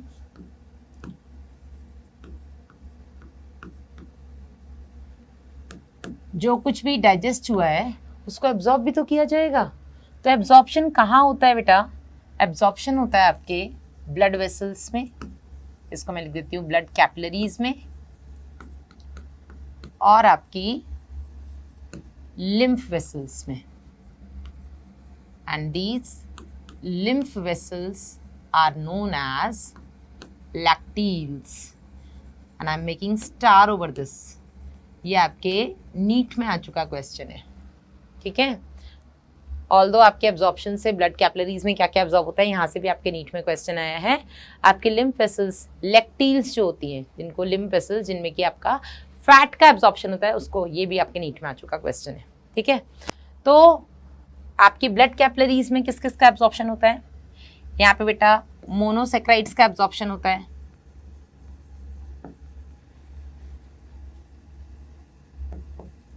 यहाँ पर अमीनो एसिड्स का एब्जॉर्प्शन होता है, ठीक है। जबकि आपके जो फैटी एसिड्स एंड ग्लिसरॉल हैं उनका एब्जॉर्प्शन होता है बेटा आपके लिम्फ वेसल्स में, ठीक है। This is important. अब मैडम ऐसा क्यों होता है, क्योंकि बेटा फैटी एसिड्स और ग्लिसरॉल जो होते हैं ये वाटर इनसॉल्युबल होते हैं। ये तेल कभी भी पानी में नहीं घुलता ना, घी कभी पानी में नहीं घुलता, क्या है ये सब फैटी तो है। क्योंकि बेटा दीज आर वाटर इनसॉल्युबल, ये पानी में नहीं घुलते हैं, that is the reason they can not be absorbed inside the blood vessels. तो मैडम ये लिम्फ वेसल्स में कैसे एब्जॉर्ब हो रहे हैं उस पर भी अभी हम बात करते हैं, पहले हम इस पर बात कर ले। 3 तरीके से बेटा आपका एब्जॉर्प्शन होता है ब्लड कैपिलरीज में। Active absorption, passive absorption and facilitated absorption. ठीक है, 3 तरीके से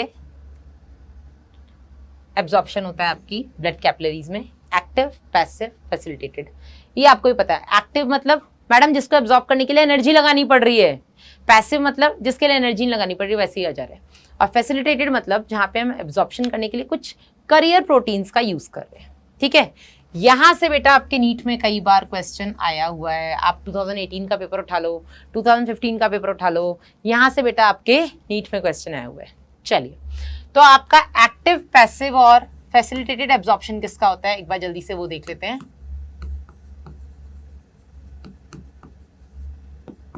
एफ से फैसिलिटेटेड और एफ से फ्रक्टोज। ये वाला बेटा जो एब्जॉर्प्शन वाला जो आपका पैराग्राफ है एनसीईआरटी में, दिस इज क्वाइट कंफ्यूजिंग।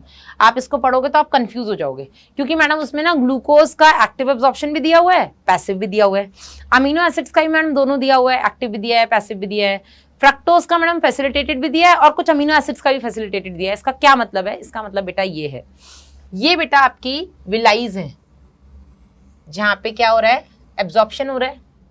ठीक है, इन विलाइज के अंदर बेटा आपकी ब्लड वेसल्स प्रेजेंट है, ये आपकी कैपिलरीज प्रेजेंट है।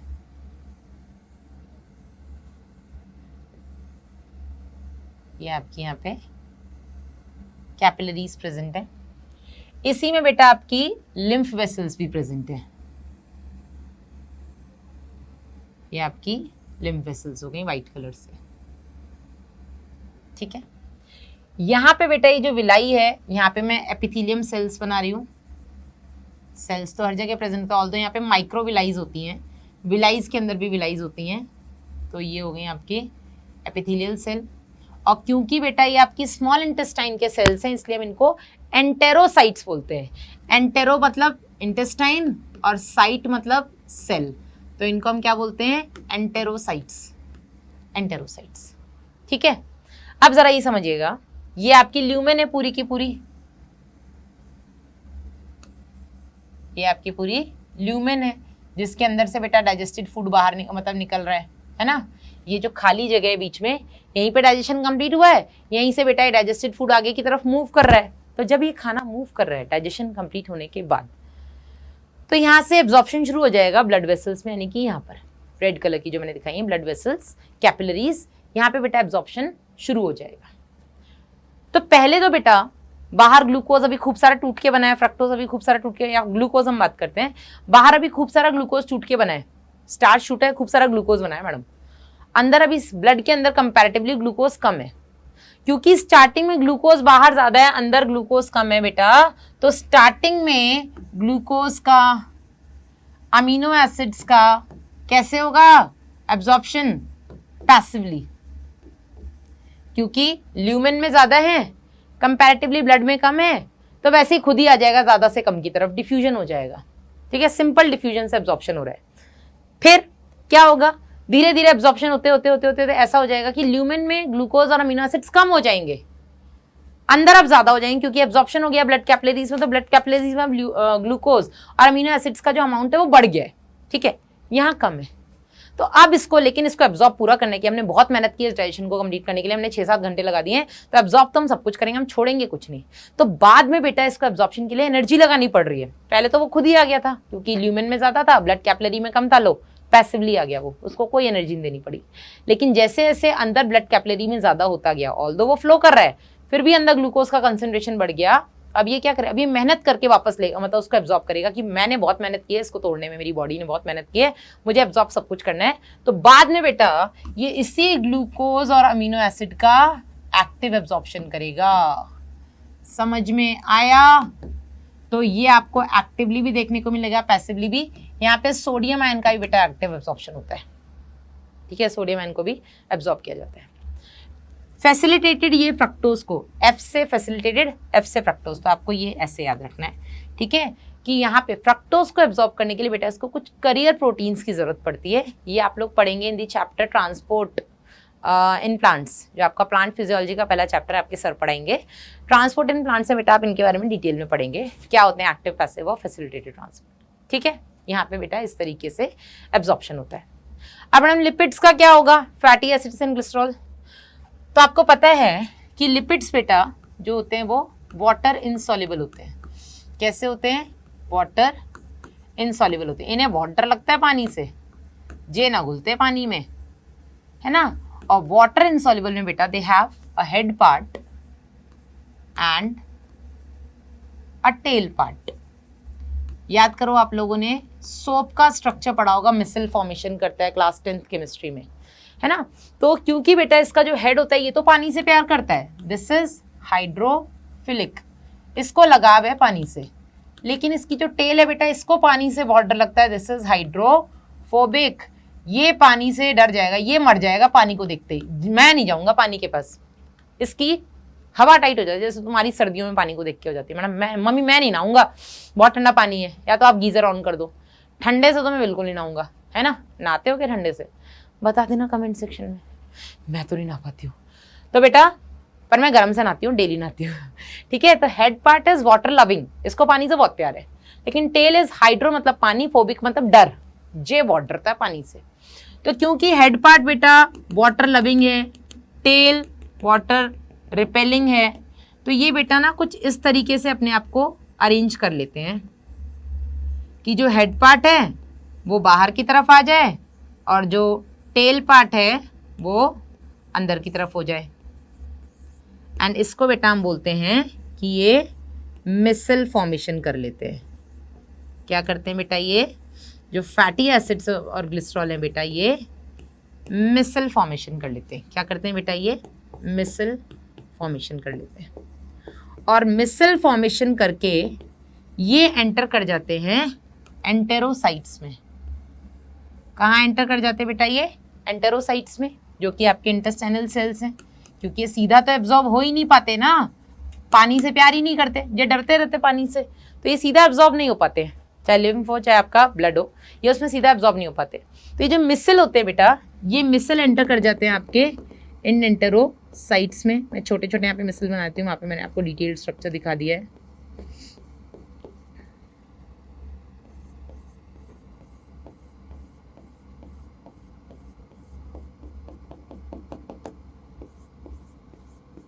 ठीक है, ये मिसल एंटर कर जाते हैं बेटा आपके एंटेरोसाइट्स में। और एंटेरोसाइट में एंटर करने के बाद एंटेरोसाइट भी फिर इनको थोड़ा हेल्प कर देते हैं, अरे डरे हुए बच्चे हैं मेरे पास आए हैं, चलो मैं गीजर ऑन कर देती हूँ, वो वाला टाइप से ना। ठीक है, तो मिसल, ये एंटेरोसाइट्स क्या करते हैं, इनके मिसल्स के बाहर एक प्रोटीन की कवरिंग कर देते हैं। क्या करते हैं बेटा, प्रोटीन का कवर बना देते हैं। ठीक है, and these protein coated fats और protein coated lipid molecules are known as chylomicrons. ठीक है, तो ये जो प्रोटीन कोटेड फैट ग्लोब्यूल्स होते हैं,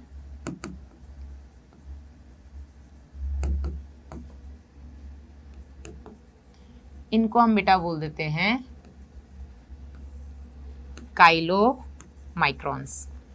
इंपॉर्टेंट, एनसीईआरटी में दिया हुआ है, इसको हम क्या बोल देते हैं बेटा, काइलोमाइक्रॉन्स।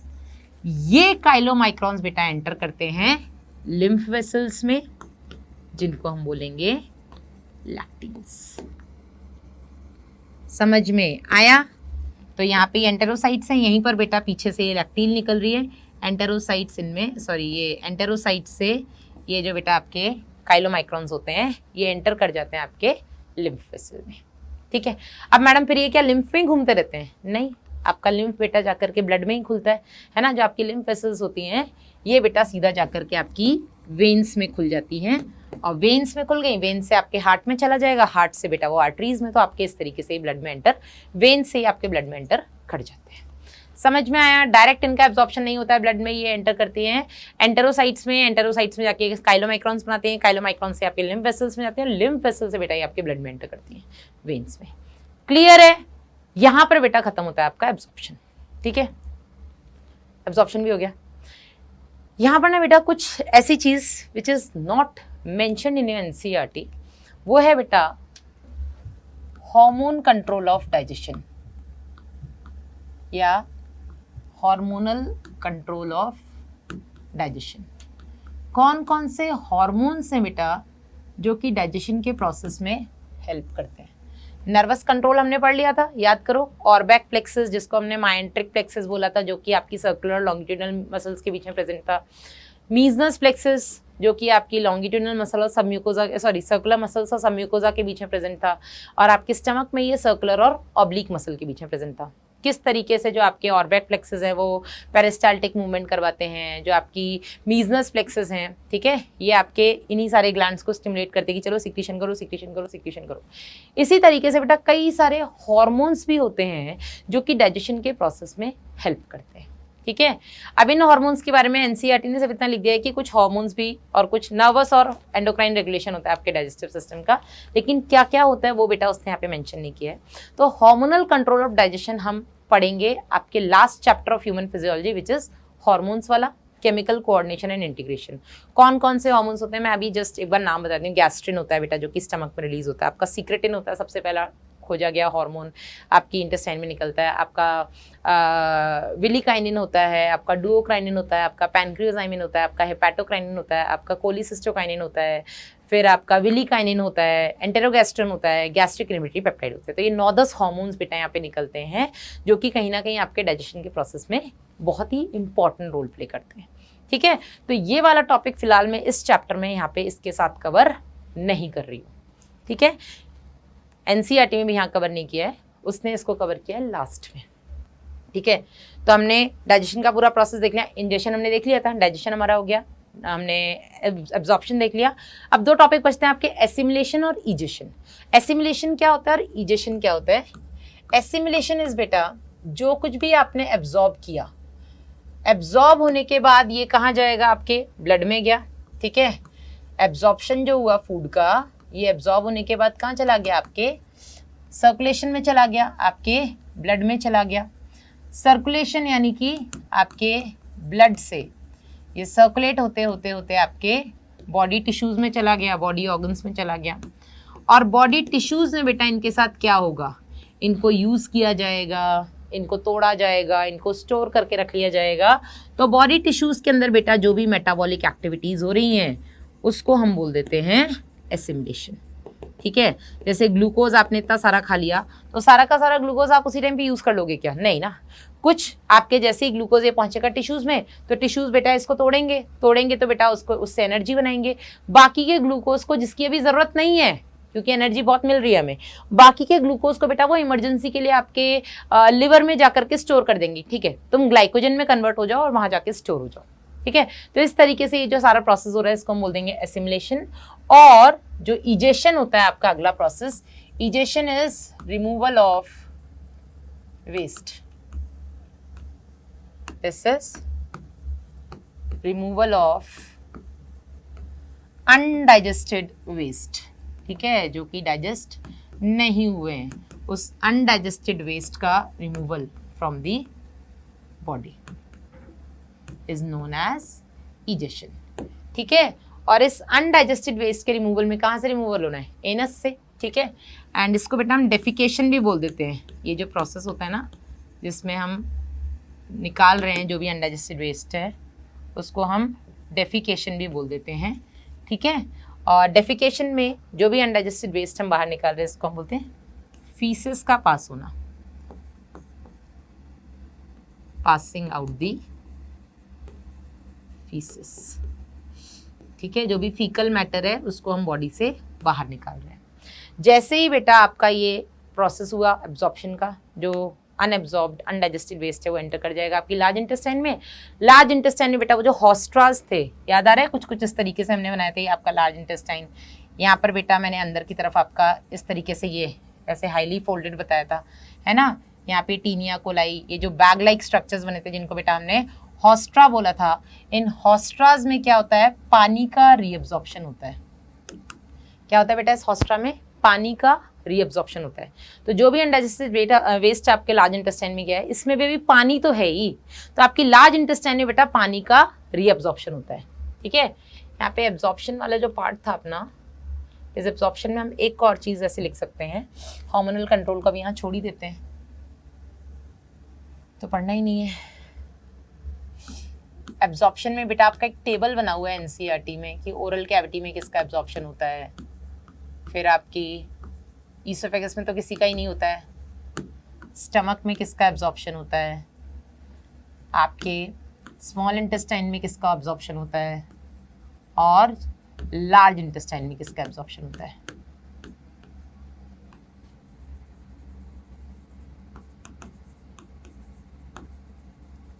ठीक है, तो आपकी ओरल कैविटी में बेटा कुछ ड्रग्स का, सम ड्रग्स, ठीक है, कुछ ऐसी दवाइयां हैं, स्पेशली बेटा हाइपरटेंशन यानी कि जिनको बीपी का प्रॉब्लम रहता है, उसमें बेटा हम एक दवाई देते हैं, उसको हम जीभ के नीचे रख देते हैं।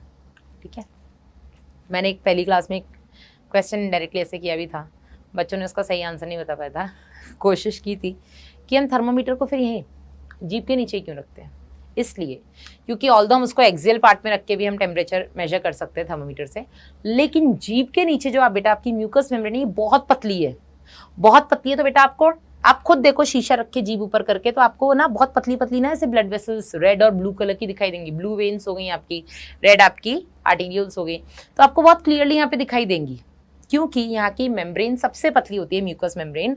तो थर्मामीटर रखने पे आपको एग्जैक्ट बॉडी टेम्परेचर समझ में आता है। ठीक है, तो हम हाइपरटेंशन यानी कि बीपी को कंट्रोल करने के लिए कुछ ऐसी दवाइयाँ, कुछ ऐसी मेडिसिन देते हैं जिनको हम जीभ के नीचे रखते हैं। ठीक है, वो वहाँ से सीधा एब्जॉर्ब हो जाती है आपके ब्लड में, जल्दी चली जाती है। इसके अलावा बेटा अबॉर्शन के लिए, जो अबॉर्शन होता है ना, जिसको अगर मेडिकली हम अगर प्रेगनेंसी को टर्मिनेट करते हैं, अबॉर्शन जिसको हम बोलते हैं, इंड्यूस्ड अबॉर्शन, तो वहाँ पे बेटा हम कुछ मेडिसिन देते हैं जिसको हम जीभ के नीचे या यहाँ पे दांत और गाल के बीच में रख लेते हैं, क्योंकि यहाँ पे वो सीधा एब्जॉर्ब करके आपके ब्लड में चली जाती है ना। तो ये ऐसी कुछ ड्रग्स हैं जो कि आपकी ओरल कैविटी में एब्जॉर्ब होती है। स्टमक क्या क्या एब्जॉर्ब होता है बेटा, यहाँ पे पानी एब्जॉर्ब होता है, अल्कोहल एब्जॉर्ब होता है, एंड सम ड्रग्स। ठीक है, कुछ यहाँ पे ड्रग्स भी एब्जॉर्ब होते हैं। स्मॉल इंटेस्टाइन तो है ही मेजर साइट ऑफ एब्जॉर्प्शन, है ना, यहाँ पे glucose, fructose, galactose, amino acids, सब कुछ बेटा आपका मेनली स्मॉल इंटेस्टाइन में एब्जॉर्ब हो रहा है। लार्ज इंटेस्टाइन में बेटा पानी मेनली एब्जॉर्ब होता है, और आपके सम ड्रग्स, कुछ ऐसी दवाइयाँ भी हैं जो कि आपके लार्ज इंटेस्टाइन में एब्जॉर्ब होती है।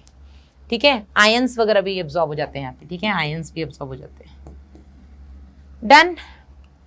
अब अगर हम बोले कि पानी का सबसे ज़्यादा एब्जॉर्प्शन कहाँ होता है, तो पानी का हम ये देखेंगे, लार्ज इंटेस्टाइन में सिर्फ पानी और कुछ ड्रग्स एब्जॉर्ब हो रहे हैं, लेकिन पानी का सबसे ज़्यादा एब्जॉर्प्शन बेटा आपके स्मॉल इंटेस्टाइन में होता है। तो मैं यहाँ पे स्टार बना के लिख रही हूँ, बच्चे अक्सर इस लाइन में कंफ्यूज रहते हैं, पता नहीं क्यों।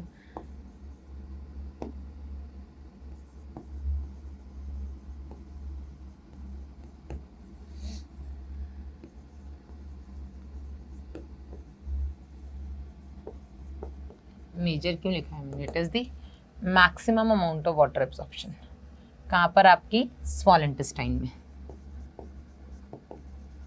ठीक है, सबसे ज्यादा पानी का एब्जॉर्प्शन कहाँ होता है, आपकी स्मॉल इंटेस्टाइन में। बच्चे अक्सर कंफ्यूज होते हैं मैम लार्ज इंटेस्टाइन में होता है, नहीं, लार्ज इंटेस्टाइन में सिर्फ पानी का होता है, लेकिन सबसे ज्यादा पानी का कहाँ हो रहा है, ऐसे तो आपके स्टमक में भी हो रहा है, लेकिन सबसे ज्यादा पानी का एब्जॉर्प्शन बेटा आपकी स्मॉल इंटेस्टाइन में होता है। दिस इज इंपॉर्टेंट, इसलिए मैंने यहाँ पर आपके लिख दिया है। ठीक है, अब बेटा आपका ये इजेशन में हमने फीसिस को बाहर निकाल दिया, हॉस्ट्रा में पानी का एब्जॉर्प्शन हो रहा है। जैसे ही आपका ये जो बेटा फीसिस है ये रेक्टम पार्ट में पहुंचेगा, कहाँ पहुंचेगा, रेक्टम में, this is the rectum part. जैसे ही बेटा आपका ये फीसिस रेक्टम में डिपॉजिट हो जाएगा, यहाँ पर बेटा क्या होगा, आपके ब्रेन के पास रिफ्लेक्स जाएगा कि रेक्टम भर गया, उसको खाली करो। तो धीरे धीरे धीरे धीरे आपके बेटा रेक्टम में कॉन्ट्रैक्शन रिलैक्सेशन स्टार्ट हो जाएगा, जिसकी वजह से आपको फीलिंग आएगी कि मुझे डिफिकेट करना है, मुझे इस फीसिस को पास करना है, और फिर आप फ्रेश होने के लिए जाते हो। ठीक है। इसका जो कलर होता है बेटा that is because of stercobilin, urobilin, ये कुछ ऐसे पिगमेंट्स हैं। यूरोबिलिन यूरिन के लिए होता है, स्टर्कोबिलिन बेटा एक पिगमेंट होता है। ये सब मैं आउट ऑफ एनसीईआरटी पढ़ा रही हूँ, आपको पढ़ना है तो ठीक है, नहीं जानना है तो भी कोई दिक्कत नहीं है। स्टर्कोबिलिन बेटा एक पिगमेंट होता है जिसकी वजह से ये आपके बिलिरुबिन के टूटने से ही बनता है, ठीक है, जो आपका बाइल पिगमेंट है। बिलिरुबिन के टूटने से बेटा स्टर्कोबिलिन बनता है, जिसकी वजह से यहाँ से इसका जो कलर होता है वो येलोइश ब्राउन होता है। और बेटा जो स्मेल होती है वो यहाँ पे अमोनिया बन रहा है, ठीक है, यहाँ पे आपका सल्फर H2S वगैरह बन रहा है, उसकी वजह से बेटा इसकी स्मेल होती है, ठीक है। आपके कई सारे बैक्टीरियाज बेटा यहाँ पे प्रेजेंट होते हैं जो कि इन सब एक्टिविटी में आपको हेल्प करते हैं। Done. So this is about the process of egestion. Last part बेटा मैंने आपको बोला था, जब तक हम फिजियोलॉजी नहीं जानेंगे हम पैथोलॉजी नहीं समझ सकते, ठीक है। अगर हम नॉर्मल चीज़ें जानेंगे तभी तो हमें पता लगेगा ना क्या एबनॉर्मल है। तो एबनॉर्मल में बेटा आपकी ना कुछ डिजीजेस दी हुई हैं एनसीईआरटी में, उनमें रिसेंटली एक ऐड हुई है प्रोटीन एनर्जी माल न्यूट्रिशन।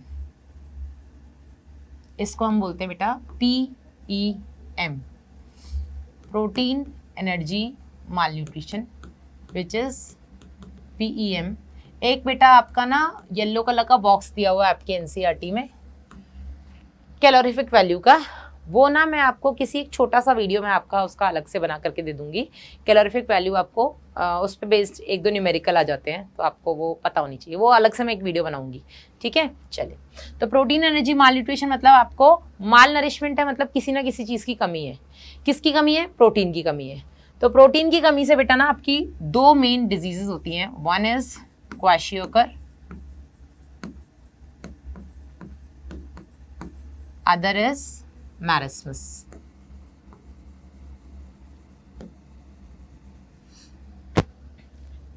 ये बेटा जो होती है kwashiorkor, this is because of protein deficiency only.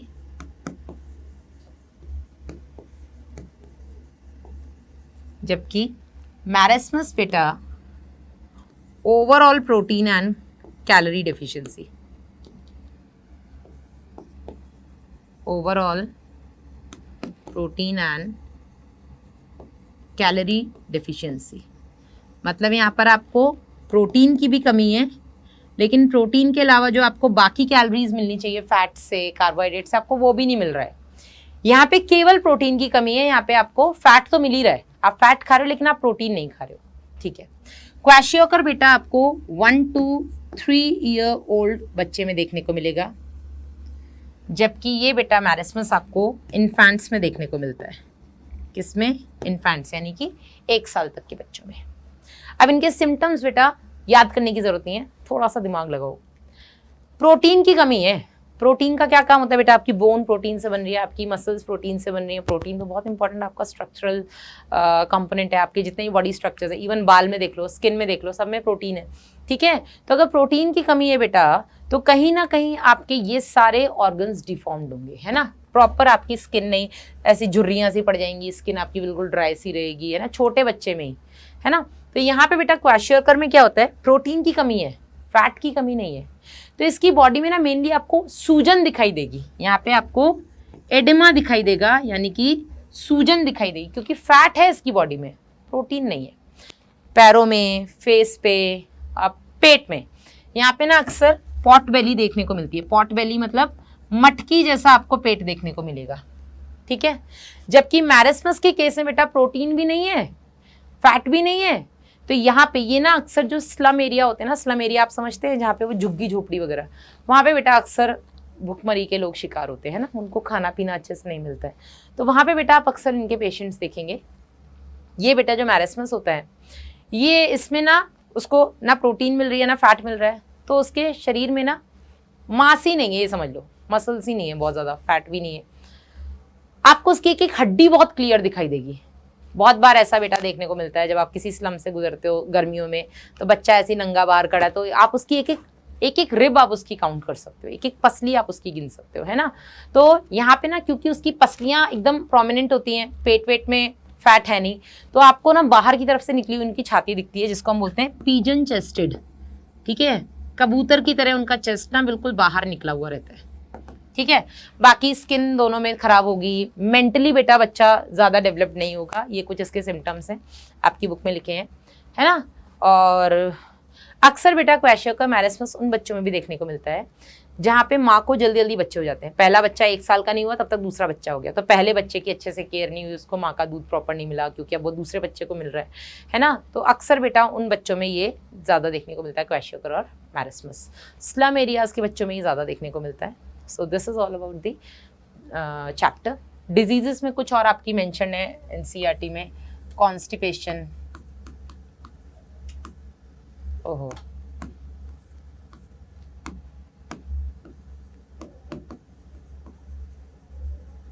Diarrhoea,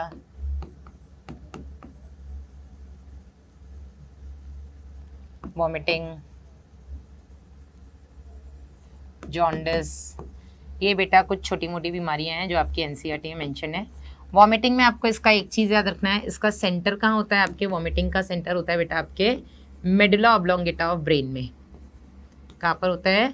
medulla oblongata of brain, ठीक है। आपके ब्रेन में बेटा एक मेडुला पार्ट होता है, वहाँ पे आपका ये वॉमिटिंग सेंटर प्रेजेंट होता है, गैस्ट्रिक सेंटर एक्चुअली होता है, ठीक है। तो कॉन्स्टिपेशन क्या होता है? जब आपको फ्रीक्वेंट बॉबल मूवमेंट नहीं आता है, ठीक है। डेली कोई सबकी आदत होती है, कोई दिन में 1 बार फ्रेश होने जाता है, कोई दिन में 2 बार फ्रेश होने जाता है, ठीक है। अगर आपको फ्रीक्वेंट, अगर आपको 2-2, 3-3 दिन तक आप फ्रेश नहीं होते हो, हफ्ते में आप 2 ही दिन फ्रेश होते हो, ऐसा कुछ है बेटा, आपको हार्ड स्टूल आता है, तो उसको हम कॉन्स्टिपेशन बोलते हैं।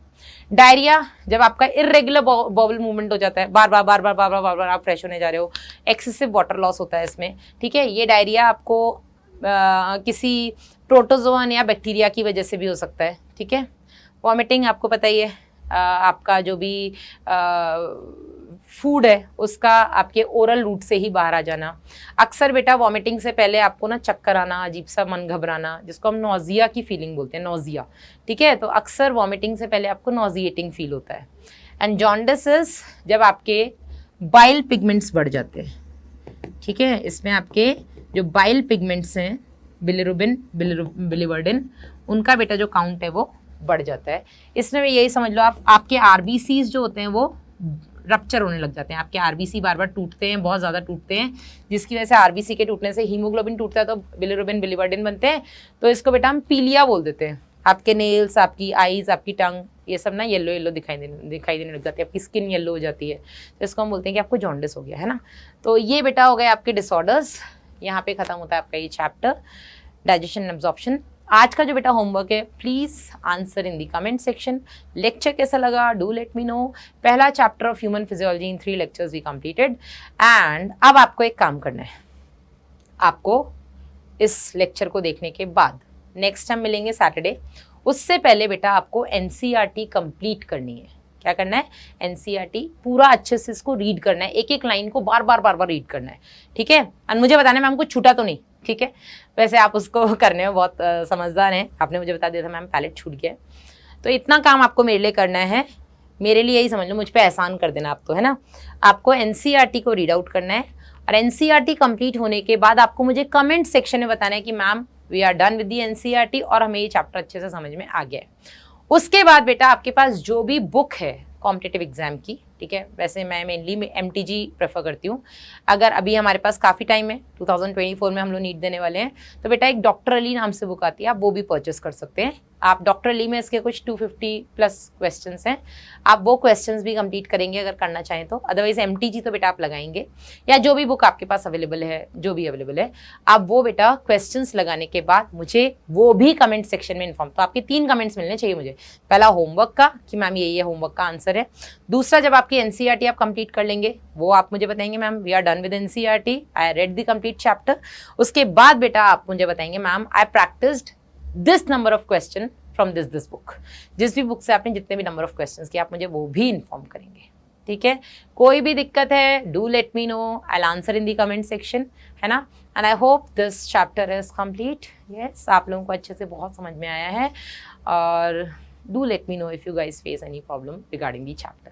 सो मिलेंगे बेटा नेक्स्ट चैप्टर में, नेक्स्ट टॉपिक नए के साथ। Till then bye bye. और मुझे झेलने के लिए